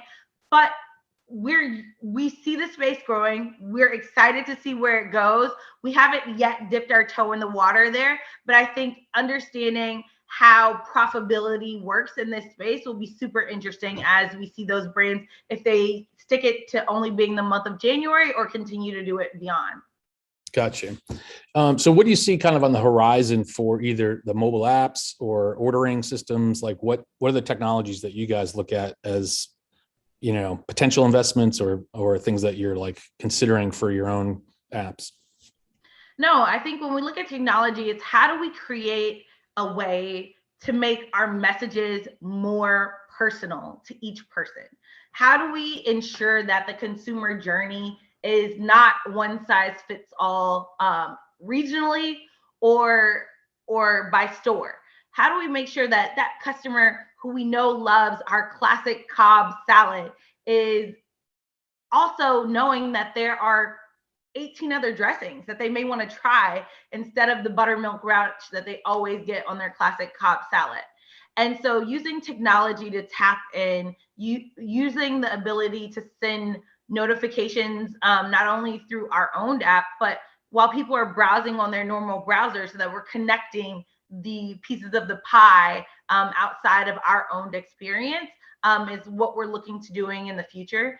And I think there's some unique tools out there that are and will enable us to do this, and some proprietary that we're building in-house. And I think there's such runway in this space, especially now that more consumers than ever are purchasing through some type of digital space, whether they're going through a third-party vendor or they're purchasing through us directly on our .com, our own app space. Since COVID, we've seen such a rise in that space and having consumers use that as a vehicle. And we don't really see that going anywhere. At this time, we do want to see a pickup and uptick in-store activity, but we have definitely seen apps remain steady. Mm-hmm. Mm-hmm. So we had talked before about some of your TikTok experience. It seems to be on a lot of people's, especially brands, lists, like how do we crack the code on TikTok, because it's so different than anything else that we've really seen in the past. So I'd love to hear the success you've had there in the past and like what your plans are to recapture that magic for Founders Table, I guess. Yeah, I think there is no secret sauce to the platform of TikTok. I think it's a bit of luck, prayer, and hope. But I think also with some strategic ways in, you can definitely make that platform work for you. I've talked about this in the past on Livecast, but definitely when I was at L'Oreal, leading the Soft Jean Carson brand, one of my near and dear children to my heart at that time in my portfolio was Magic Cream Shave, right? And it's really the magic of magic that happened on Twitter. TikTok, not Twitter, on TikTok, where we were able to literally sell out of our shave cream for over 6 months just off of consumers who weren't our traditional core target purchasing the product. And that was really from influencers taking the lead, owning it, and running off. Our consumer was a male African-American core base, and we had women who decided to use it to shave other body parts because it was their favorite wax studios were closed. And getting those women bought in for a product that was $2, and not only did it work, but it worked great. And they sold it for us. They told the story. So repeating that with Founders Table would really be about how do we get more dressings in recipe account hands, and how do we get those recipe accounts excited to create things with our dressings, or is it with our hot sauces from Dos Toros, or is it with the grains from Field Trip? I think there's so many opportunities to get it out there and find a way to make it click. I think Chipotle has been the best across the board with this, with their influencer academy that they've created, and really given the influencers ownership and leeway to create however they please and post content on whatever platform. And I think it's been a great way for them to continue to gain awareness without them physically ever posting about their food. Oh, interesting. So instead of being kind of brand promotion, post promotion, you're advising featuring the customer, featuring influencers using the product instead. Is that what the strategy? I think for me, coming from my CPG background, understanding what lift it takes for a brand to truly own a TikTok page, it's not worth the investment. It's not worth the time. It's not worth the content creation that you need. You don't have the rights to the music that's trendy. You don't have the rights to really activate in a relevant, timely way. And using those influencers to do that for you is absolutely priceless. Great. That makes sense. And it seems that you can pull on your marketing efforts rather than try and push it and be part of the conversation. I think from what I've seen, like the interesting commenting around certain things as a brand.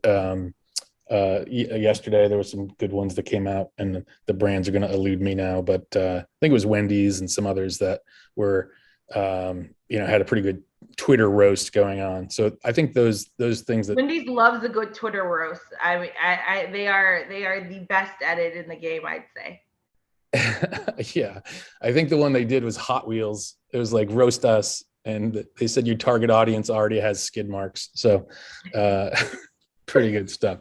So as you move forward on different technologies, is it voice? Is it AR? Is it metaverse stuff? Things that we may or may not ever see come true, given the past. But is there anything like that you guys see that might take hold in restaurants?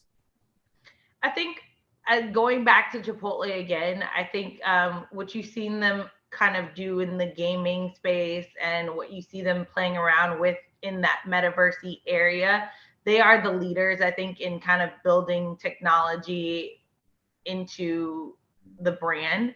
I think for us at Founders Table, we're such a young company, such in a growth space, and really excited to see what's next.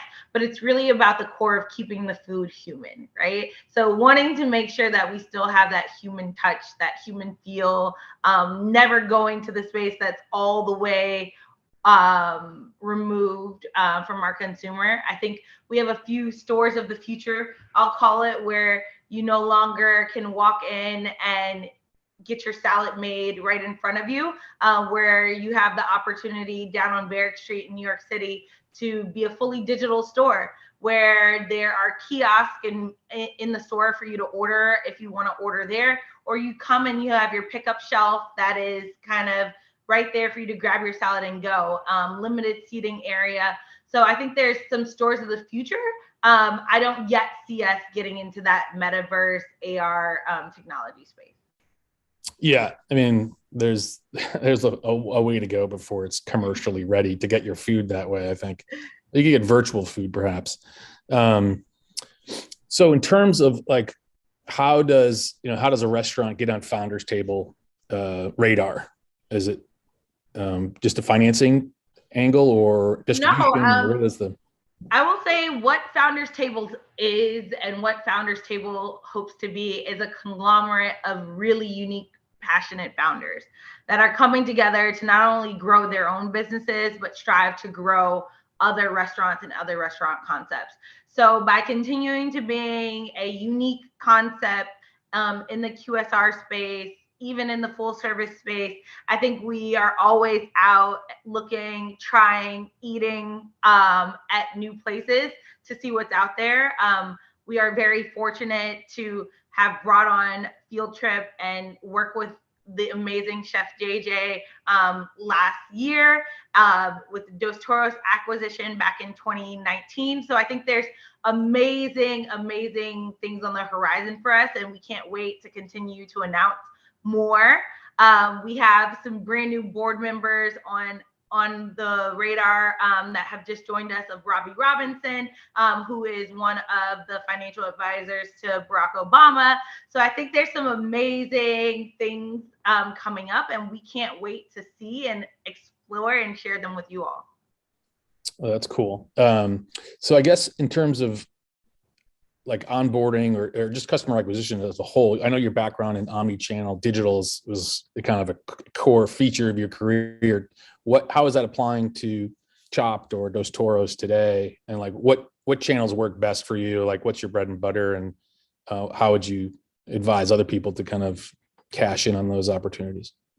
No, I think for me, where I'm most excited to take the brand and haven't just gotten there yet is, how do we really dive into this audio space? I think audio and terrestrial radio are one of those spaces that uniquely are really old, classic marketing tactics, but are ways that consumers are engaging more and more now. I think with the amount of dual screening you have going on when people are watching TV, traditional media has kind of fallen off in the space of relevancy, and the frequency in which certain brands are hitting the consumer with the same message almost becomes overwhelming.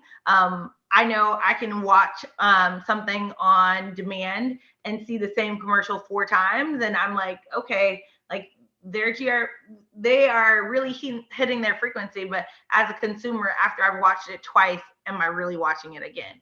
So I think it's that balance of uniquely connecting with the consumer, not only in places where they least expect it, but places that feel authentic to where they are.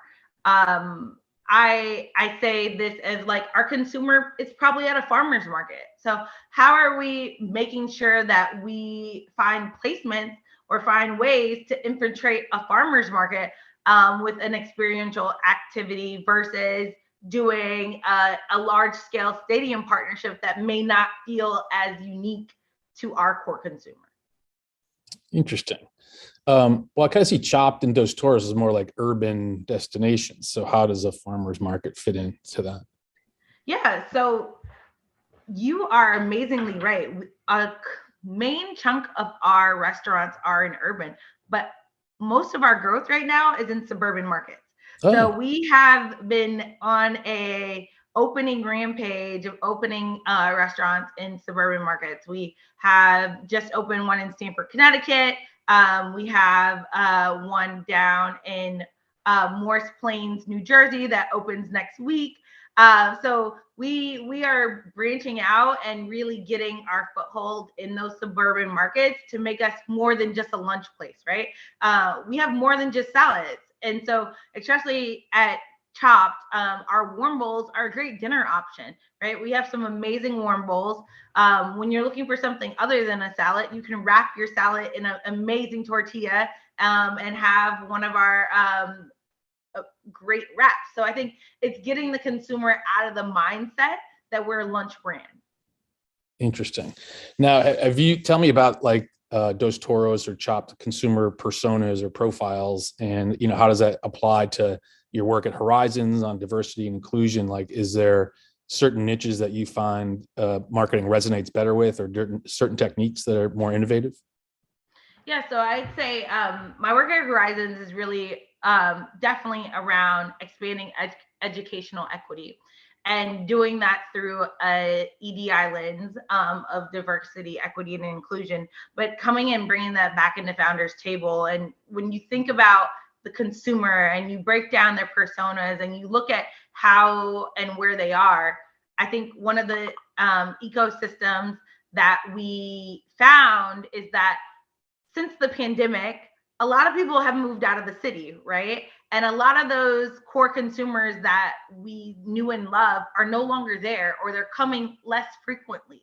And so how do we engage this new set of people who are moving into the city, who had never lived there before, who may not know us, right? So we have that consumer base that we're eagerly going after. And then how do we expand into these suburban markets where they already know and love us?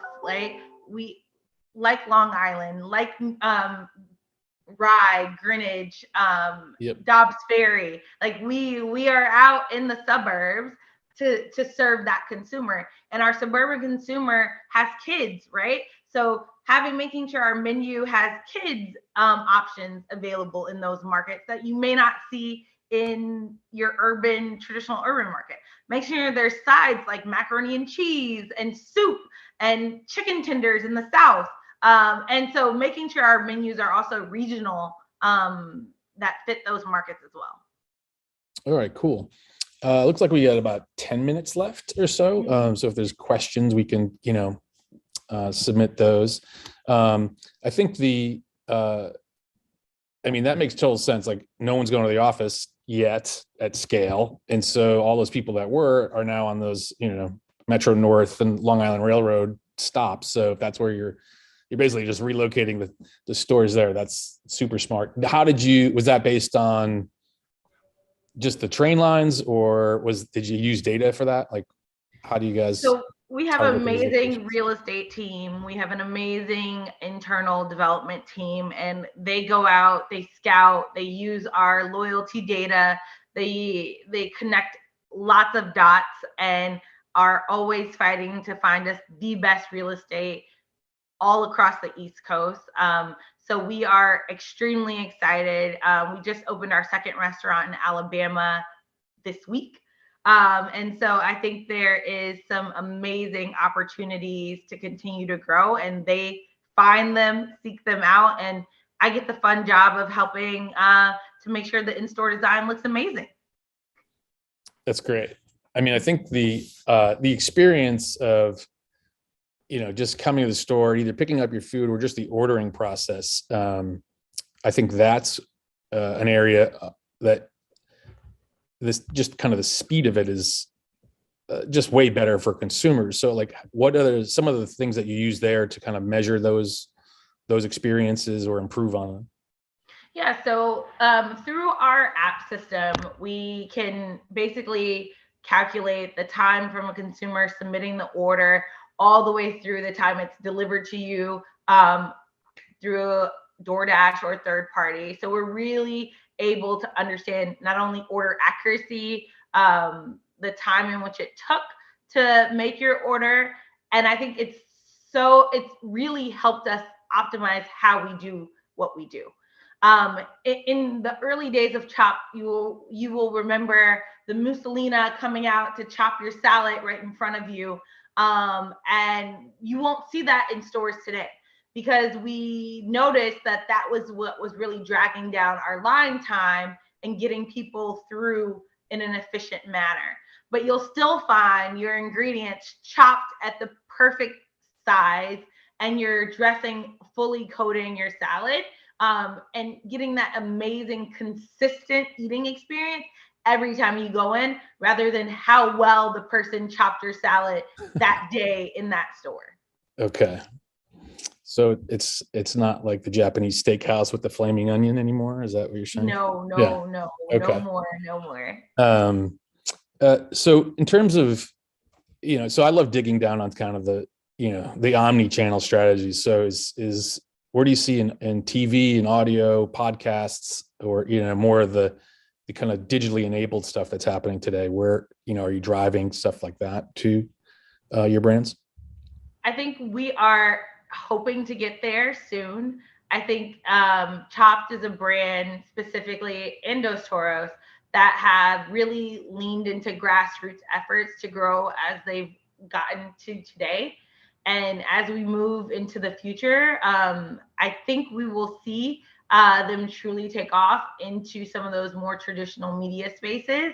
But they have been amazing with grassroots and word of mouth. And that's how they've been able to grow thus far. Okay. So is that more like proximity-based targeting for, the offices around or people around? Is that proximity-based targeting, email targeting, traditional search, very, very local efforts based on our geographics.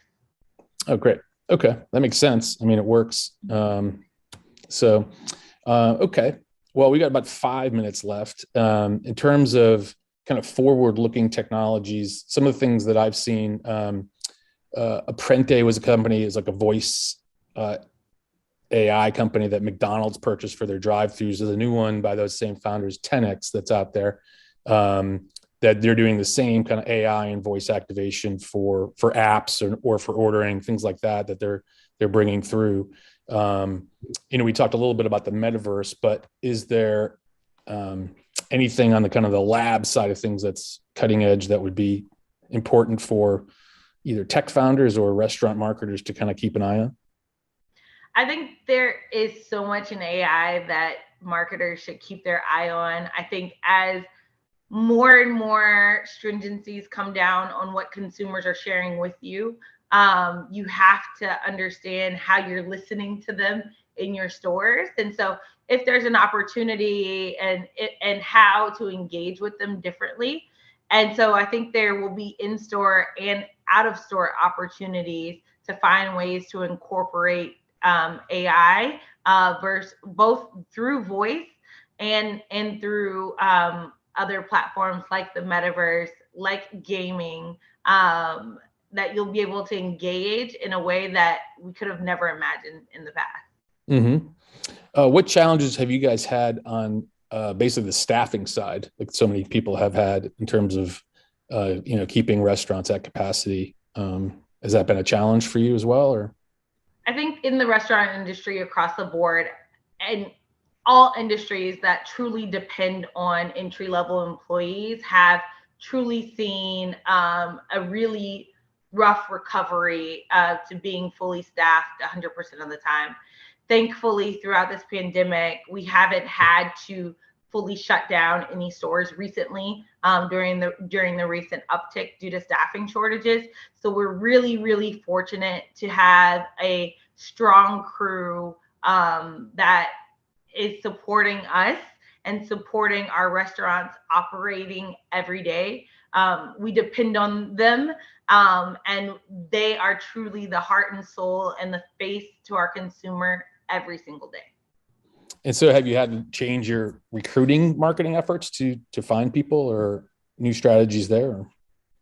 I think everyone in the industry has kind of shifted and thrown more incentives across the board, not only to recruiting, but to ensuring that we retain our talent. And I think that has been not only tougher on our businesses from a bottom line perspective, but also making it ever more competitive between all of the restaurants, because we're competing for the same pool of people. Yeah, certainly. Well, I think the Brand Innovators research team did a good job selecting me for this, because my first job, I was a dough master at Pizza Hut. So it was amazing. I was the first pizza influencer ever, is my claim to fame. So look, I imagine you didn't lose those skills, Mike. Well, I just eat salad now instead of pizza. No, I'm just kidding. Okay. Well, thank you so much for taking the time out and talking to us about what's happening at Founders Table, and certainly your background and experience is going to be of great value to them as they go forward with their marketing campaigns. But thanks so much. If there's I don't see any questions, or if they come through to the group, but happy to open up in the final minutes here. No, thank you. And it was a pleasure. I truly enjoyed this time. Thank you, Melissa. Thanks, Melissa. Thanks, Mike. I am so excited to see what you're cooking up with Cholula, and love all your salad dressing, especially the one with turmeric in it. All the little good anti-inflammation.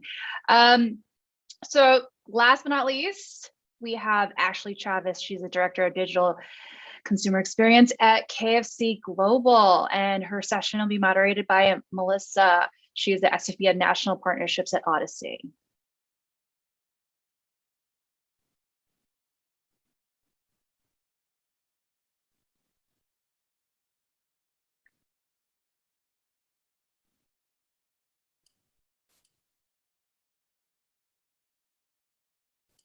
Hi, Melissa. Hi, Ashley.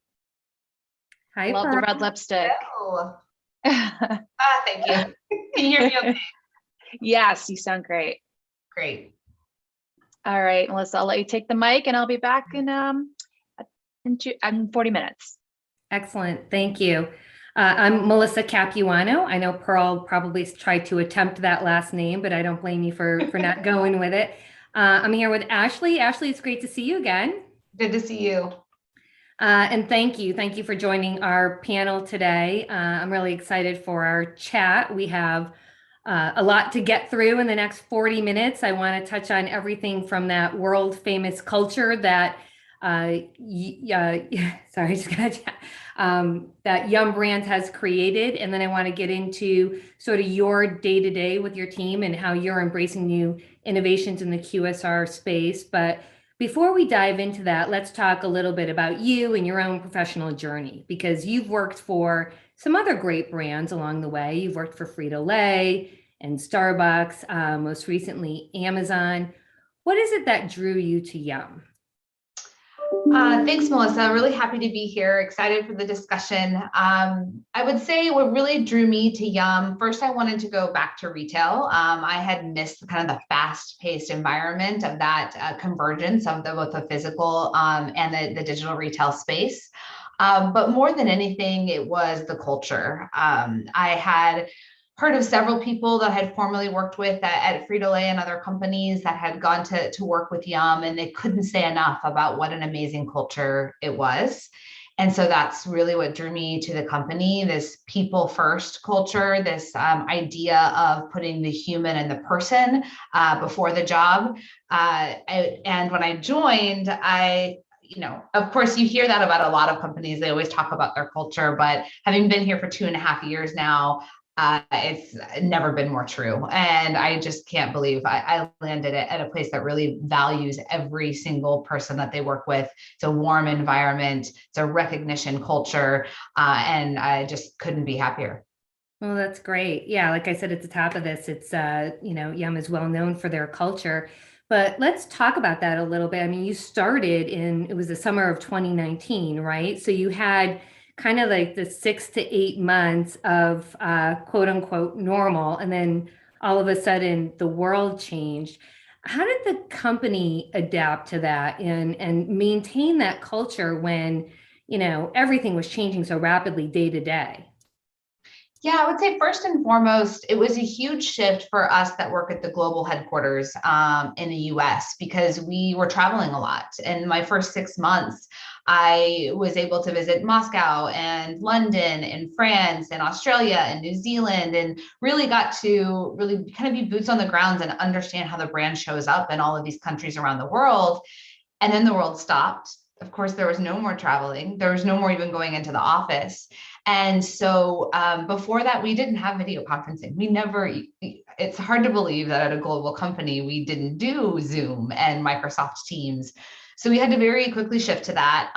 And what it did is it allowed us to collaborate even more. And we're regularly meeting around the world, and we're learning more from each other. And there's a lot of benefits to that. And I would say from a culture perspective, it strengthened our culture. It made us lean into it even further in caring about people. The company has given us, extra days off, mental health days, to make sure that we're caring for our families, that we're caring for ourselves. We have a lot of sessions and education and additional benefits for mental health, for physical health that the company has provided. So really leaning into that people first mentality is, I think, what has really saved us over the course of the past couple of years. I love that. And I love that your company prioritizes mental health, because it's something that we share at Odyssey here too. Shifting gears a little bit, I mean, you talked about the fact that you traveled, which sounds very glamorous. I know that travel can also be not so glamorous at times, but under the Yum Brands umbrella, you've got, in addition to KFC, there's 26,000 different restaurants. You're in 150 countries. I was surprised at this statistic that 86% of the restaurants are outside of the US. I always think of these brands as being iconic US brands. But how do you, approach that, where, you got to think globally, but act locally? You're engaging with so many different cultures. How does that come to life? I would say traditionally, historically, we've been very decentralized at KFC, and in the fact that we have 18 major business units around the globe that are responsible for running their business. But as we've kind of gotten into technology, what we've realized is that doesn't work so well for technology. It's really hard for a small market with 10 stores to be able to launch an app with world-class functionality. And what we've realized, especially when it comes to digital innovation and technology, is that we have a lot more in common across markets than we do differently. So we really need to determine what is in common across markets that really allow us to innovate and scale quickly and get capabilities in the market as quickly as possible, but also maintaining that flexibility within that framework so that each individual market can ensure that the brand is showing up in a really locally relevant way, because that's very important to our brand. People in Australia think KFC is an Australian brand. People in the UK love KFC and forget sometimes, that it can be an American brand, and we don't want to lose that local relevancy. So for us, success really looks like, no matter where you are in the world, when we are the first brand that you think of when a craving for something indulgent strikes you, and we're the easiest brand to access. So however we can scale technology as quickly as possible across all markets, but maintain that local flexibility is a big win for us. Yeah. That's very interesting. I remember when we were chatting previously, you had mentioned that about Australia, which I just love. That means you're doing it right? They don't even think about Kentucky. They think that that's a brand, that's an Australian brand. So let's dive in a little bit to your digital strategy. And you spoke a little bit about that, but, kind of back to the pandemic, your first 6 months in this role, you came in and you approached it a certain way. Which was really traveling, to all the different countries. And then once the pandemic hit, things changed. Just speak a little bit to that shift, because I know you're trying to do things and look for best practices that kind of work at scale. But, speak to sort of the shift in mindset, because there are a lot of countries you went to where they said, we don't need a digital strategy. And all of a sudden, things changed. Yeah, I think, 3 years ago at QSR, it was all about convenience. And at that time, convenience was about store location. And while that still is the case, convenience means something different today than it did 2.5 years ago. And so, prior, when I first joined the company, we had a really small team, really trying to say, hey, you need to be able to do delivery and do collect, that's the future. And, it was hard for some teams to kind of wrap their head around that being the future of our business, especially when business was doing really well.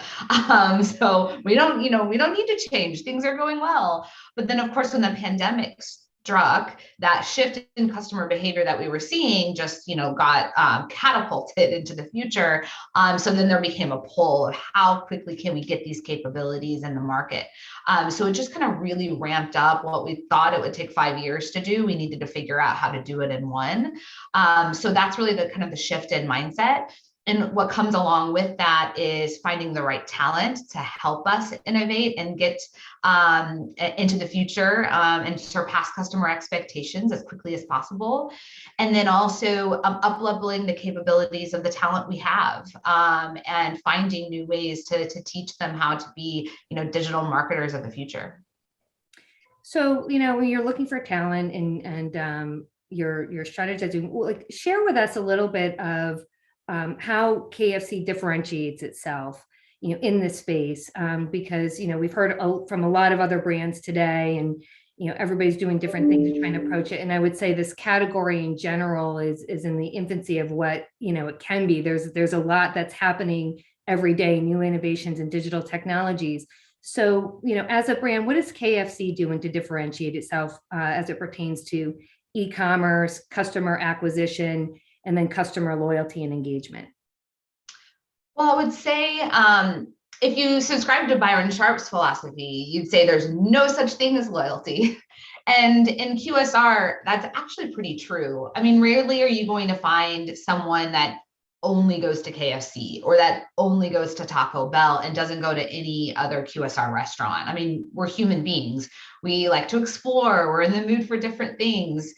So where we really differentiate ourselves at KFC is in our delicious food. It's when you're craving something indulgent, when you're craving delicious fried chicken sandwich covered in gravy, maybe there's a hash brown in there and cheese. And yes, that really does exist. And when you really want something indulgent, you're going to think of us first. And it's about being top of mind in that moments of crave, those moments of hunger. And we use the philosophy that Ken Munch and Greg Creed have a book out now called the All About Being Red, and that's about being relevant, easy, and distinctive. And I think historically, when we thought about e-commerce, we thought about it in that ease, like how do we just make us, KFC easy to access?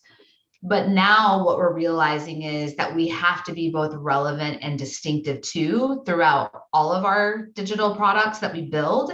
We need to be relevant through the data that we use and through personalization and making sure that we're showing you the most relevant products to you that you would crave, that you would want.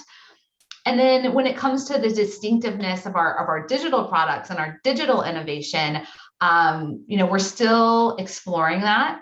We have a lot of exciting things coming. So, not a lot I can talk about today, but I would say in the past couple of years, we've been playing catch up. And, we're at a point to super step change kind of where we are from a distinctiveness in the digital innovation. So more to come on that. Right. Yeah. And you and I spoke about that in terms of customer loyalty programs and building that out. When you talk about relevancy in the digital space, what is the most challenging space? I mean, some of what we've heard from other brands today is they've talked about, especially social media and TikTok, as big as that is today. How do you react in real time to things that are trending culturally there? That is where our decentralized structure that we have really benefits us as an organization. By having these business units run individually, you've got local people running those businesses. It's not like we have teams of Americans all over the world running the business. It's people that live and breathe that culture that are, living there. And so they're able to respond on their own. They run their own marketing. And a lot of our, franchisees in some markets run their own marketing, and they understand their culture and they understand what is relevant in that market and have the freedom to respond to those things. So I think that is what allows us to be so locally relevant. No, that's a great point and super important. Looking at other brands out there, whether it's in the QSR category or not, what brands are inspiring you, or the brands that are really doing it right?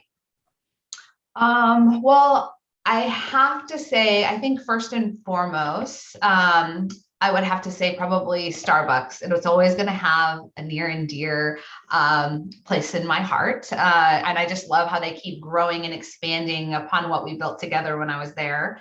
But I really also love what Sephora is doing, because they've managed to not just have a loyalty program, but also bring personalization and a real sense of community together into one experience. And they have a really great way of incentivizing behavior without being too obvious about it. Because somehow I ended up with a whole drawer of makeup and this fabulous lipstick, which I never would have worn a year ago, something so bold. And I still don't know how that happened, but I have this drawer full of makeup, but they must have done something to incentivize that behavior, because it happened. No, trust me, it happens to me too with many other brands. And we're all like trying new things during the pandemic, right? Like new lipsticks. It looks different on Zoom than in person, so it looks great. So let's talk a little bit about emerging trends. What are you following? What are you seeing?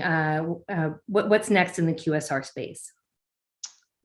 I would say the one thing that really keeps me up at night is how fast customer expectations are really shifting.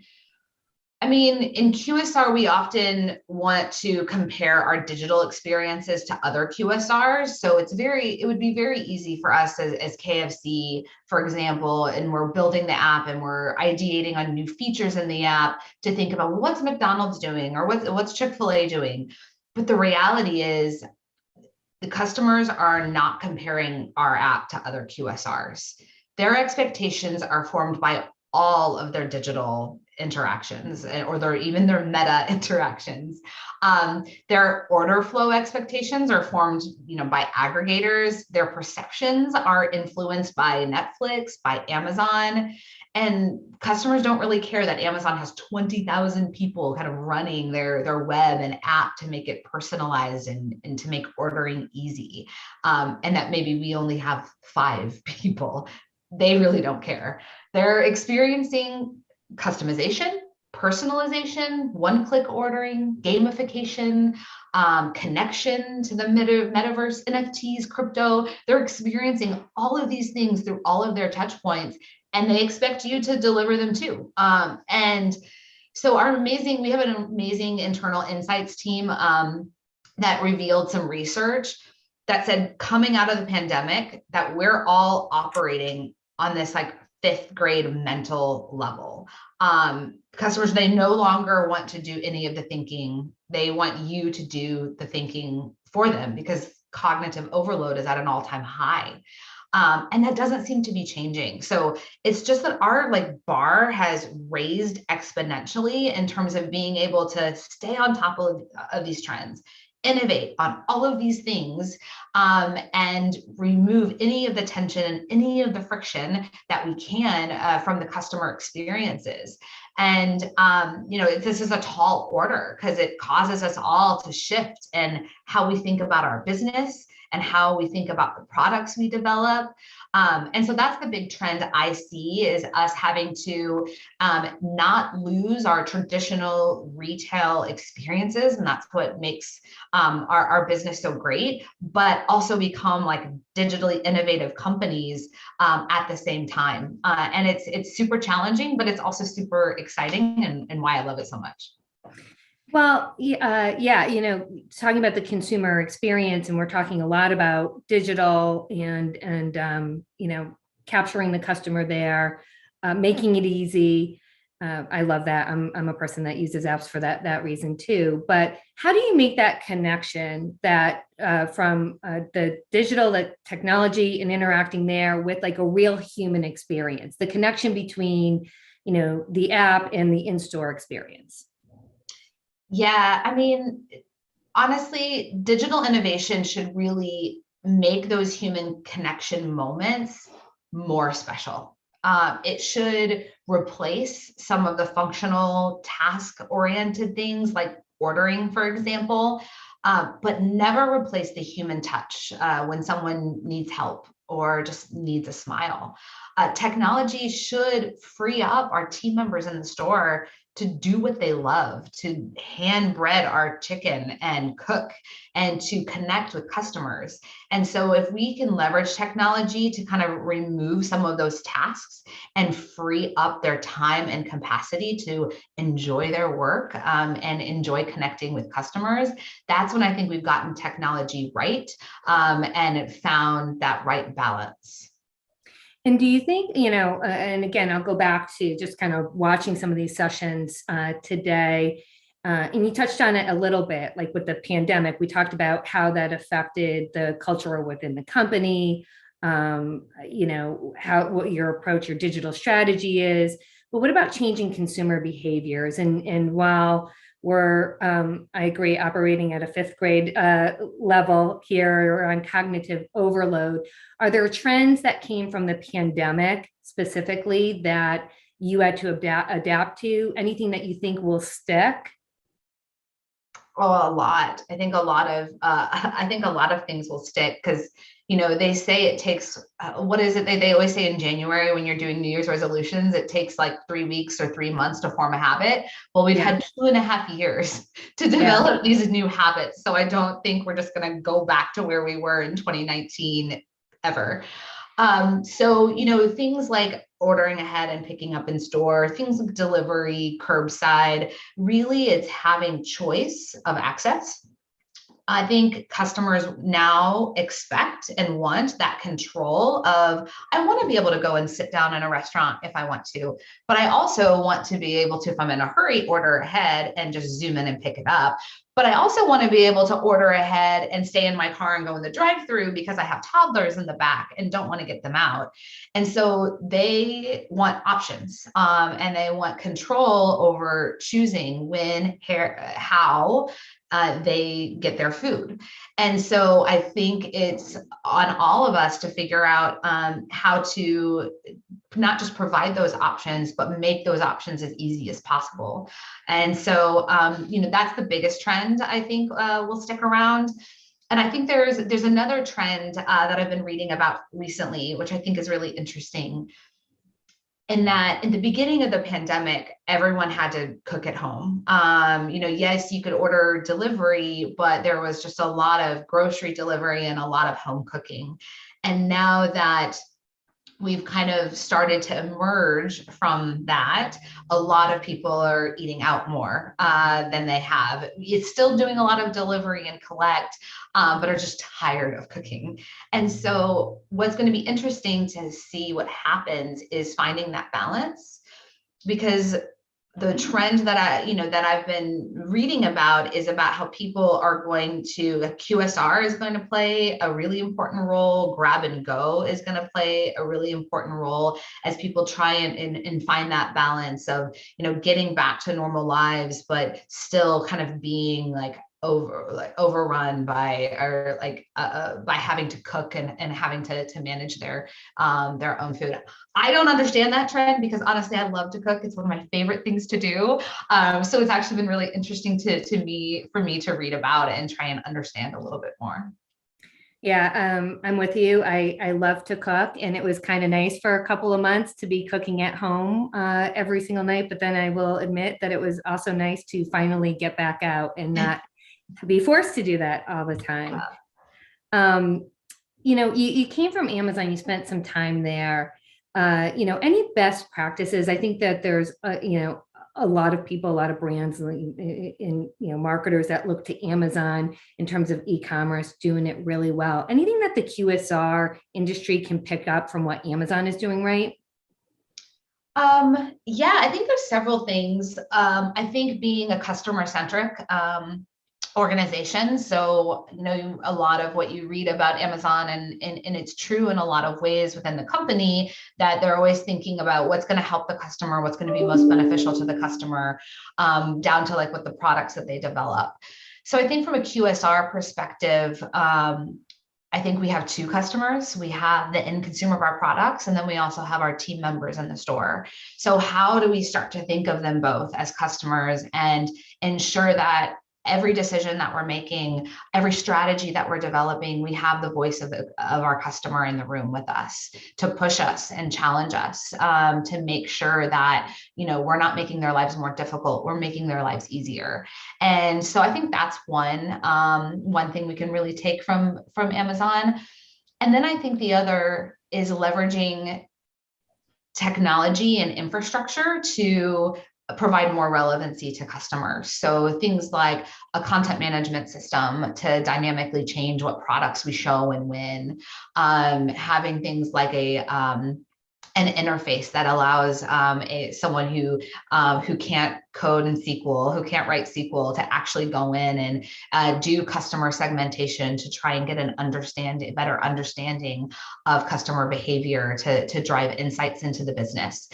So I think there's just a lot of pieces of the backend technology within Amazon that bringing it into the QSR space could really unlock some new capabilities for us.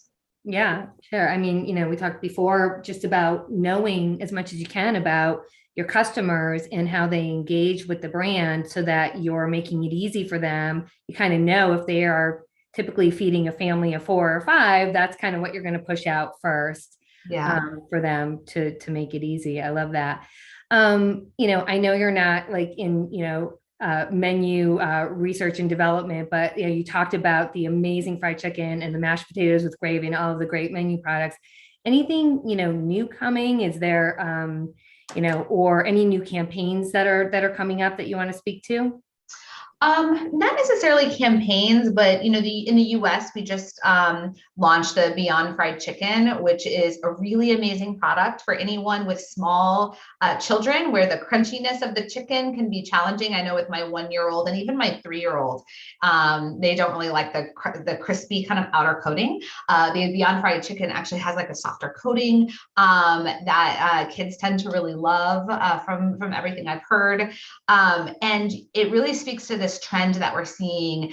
Yes, there's a trend for vegan and vegetarianism, but more than that, there's this trend in this flexible eating, this flexitarian of like, well, I'm gonna go, vegetarian on Mondays, or have meatless Mondays, or I have a friend of mine that goes vegan Monday through Thursday, but then on the weekends, she'll indulge a little bit. So I think this kind of flexitarian, providing options for that, for people to enjoy and work together is we're going to see a lot more of in a lot of our markets. So it's something to keep an eye on. Well, I love the term flexitarian. I have never heard that before, but I'm going to use that. I would consider myself a flexitarian. I used to use 80-20 rule where, you have your indulgences once in a while, but flexitarian is nice. Let's switch gears a little bit. I want to talk about corporate social responsibility. And I know it's not exactly your area, but just in general, like especially when it comes to reaching the Gen Z consumer, because I know a lot of brands try and reach the Gen Z consumer and try and connect. And we know that particular consumer, it's very important that the brands they choose have shared values. What are some of those values that KFC has, and how do you communicate it to that audience? Yeah, I can't speak to the strategy in and of itself. My colleague Kim kind of leads that team, and they're an amazing team. They're doing some really incredible work.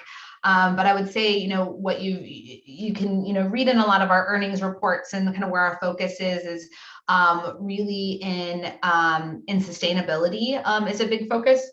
Sustainability for the environment, sustainability of our products and our packaging. Then secondly is locally sourced and ethically sourced chicken and products.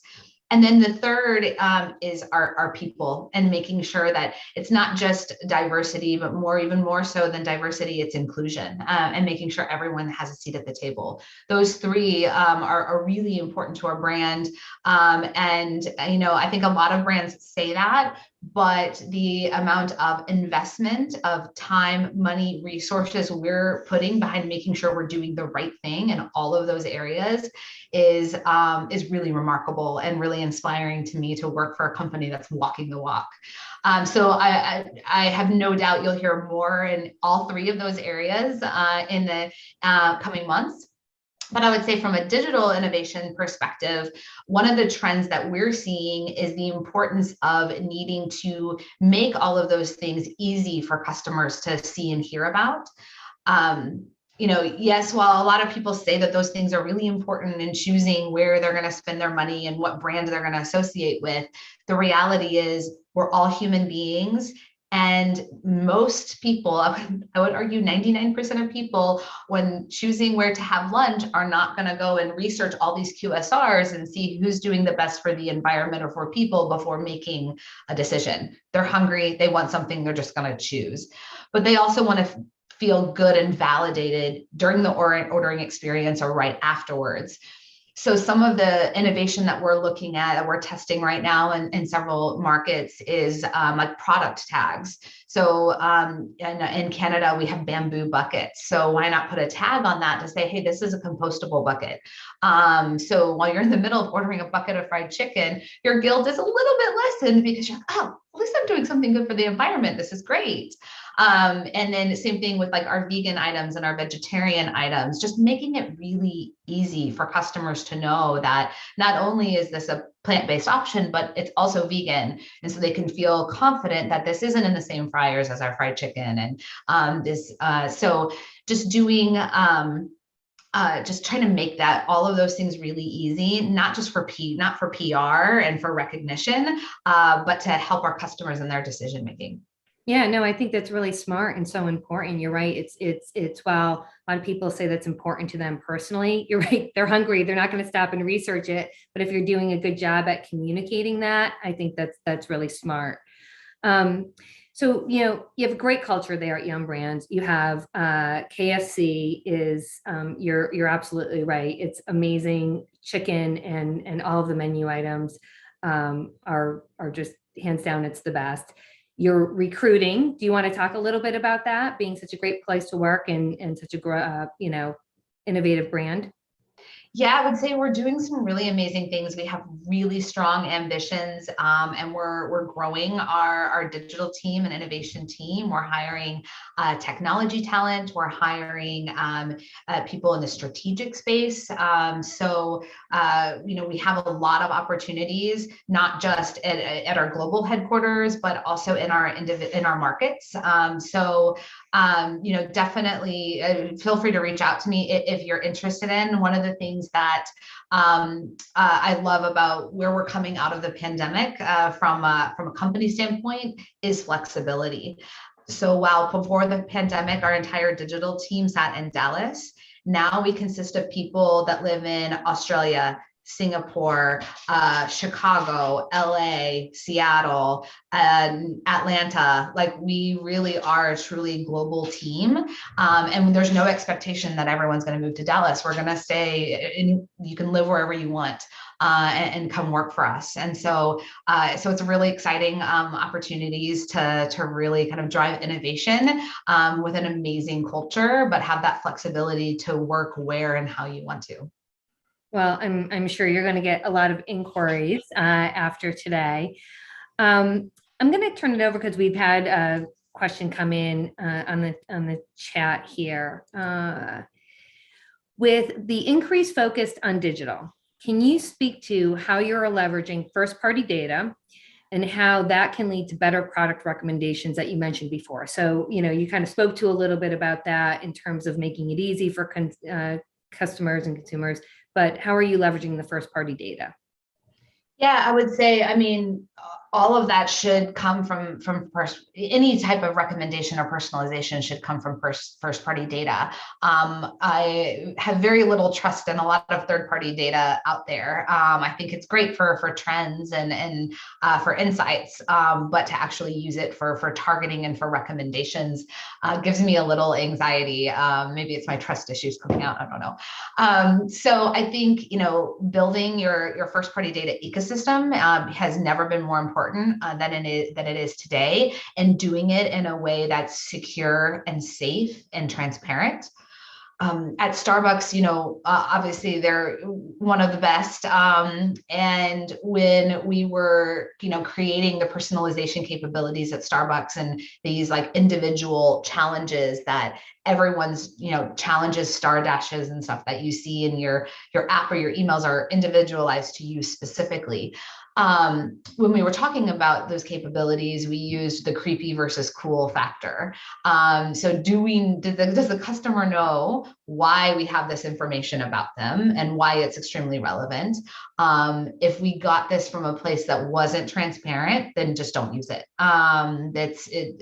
It's just not ethical. So there's that balance that we're going to have to continue, I think, to find as we start to use first party data. I think having that filter to make sure that we're doing the right thing and we're safeguarding customer information in the right way and using it ethically is going to be extremely important. Is there any example of sort of first party insight that shifted your mindset about how you would use first party data? I mean, probably nothing different than anyone else in terms of like talking about something and all of a sudden seeing it in your newsfeed, or my husband searched for something on his phone, but yet I got an ad for it on my newsfeed. Like, to me, that's totally crossing the creepy line. So that really opened my eyes to the use of third-party data and just being a little bit more mindful of that. So not to say that those insights couldn't,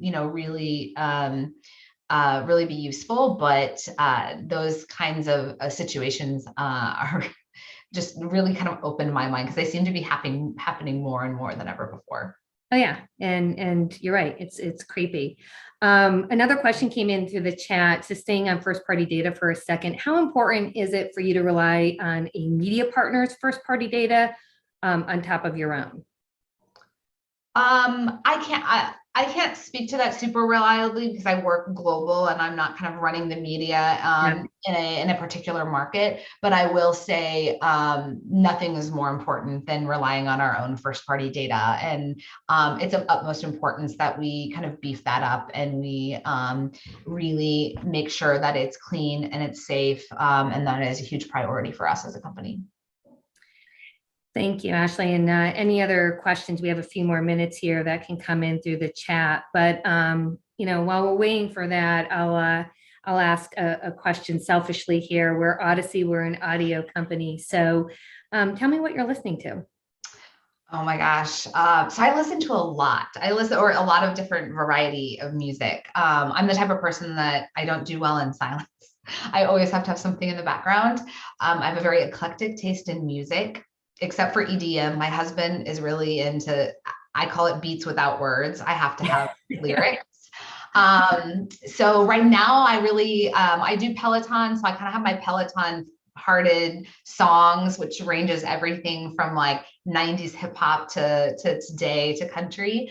So that's a big favorite of mine. But I also like listening to local radio stations. That's great. So yeah, but and podcast wise, I'm listening to Brene Brown's Dare to Lead podcast. I love that, really amazing interviews that she does, and she's just very inspiring.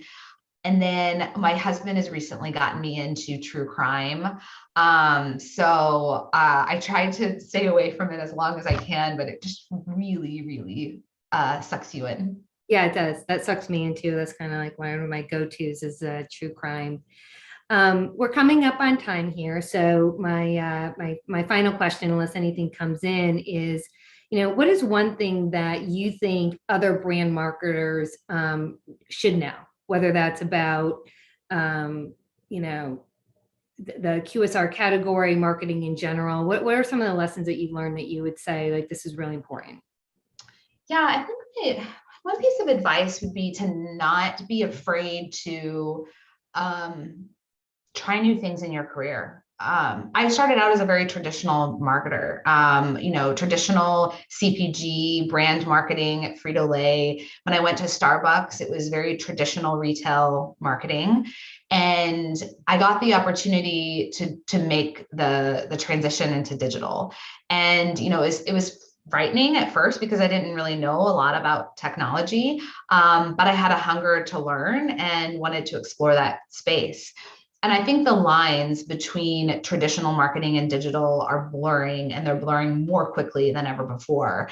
So even traditional brand marketers are going to have to understand content management systems. They're going to have to understand how to use data to make the brand show up in a relevant way on a personalized level. And that doesn't mean you have to know how to code. That doesn't mean you have to go back to school. That just means asking questions and being curious, and building relationships with your technology counterparts. And I think, building relationships with the technical product managers that I've worked with at Starbucks and at Amazon, and asking them questions helped kind of gain my skill set. And it's helped me kind of really be able to balance this bridge of marketing and technology and understanding how to use these products that these talented people develop and build to drive the business. And so I would just encourage everyone to, don't chase titles, don't chase companies or promotions, really chase growing your skill set and your capabilities, because these lines are going to continue to be blurred, and the more diverse you can be, the better off you'll be. 100%. We see that in our industry too, as audio has shifted from, just your local radio station to streaming, to podcasting. And you're right. You gotta always be curious and keep taking risks. So thank you. Thank you for your time, Ashley. This has been really fun and really educational as well. And brand innovators. Anytime. I always love having you on stage, Ashley. I did not realize you are a Starbucks alum. No wonder you're so good with digital and loyalty. That makes so much sense now. You're the OG. I am the OG on Starbucks Rewards. So I miss it. I miss the amazing, talented people that are still there. And so, but we've since kind of trickled out to other companies, but there's an amazing group still there, and I still get excited every time I see them do something. They're crushing it. Did you just see that you just launched the new energy drink? I didn't see that. I went there this morning for my quad Americano. That's my oh my gosh. That's my drink when it's cold, and then cold brew when it's warm. Wow. I just had 2 matchas, so I'm pretty lit right now. She had a big day today. She had to get that caffeine. Exactly. All right. Well, thanks so much for joining us, Ashley and Melissa. It was such a great day. Awesome. Thank you, guys. Thank you. Hope to see you again soon. Bye. All right. Well, that's the end of the day. Thank you, everyone, for joining us and tuning in. Big shout out to our speakers, our sponsors, our audience. That's you. Be sure to check out the Brand Innovators website to learn more about our upcoming events.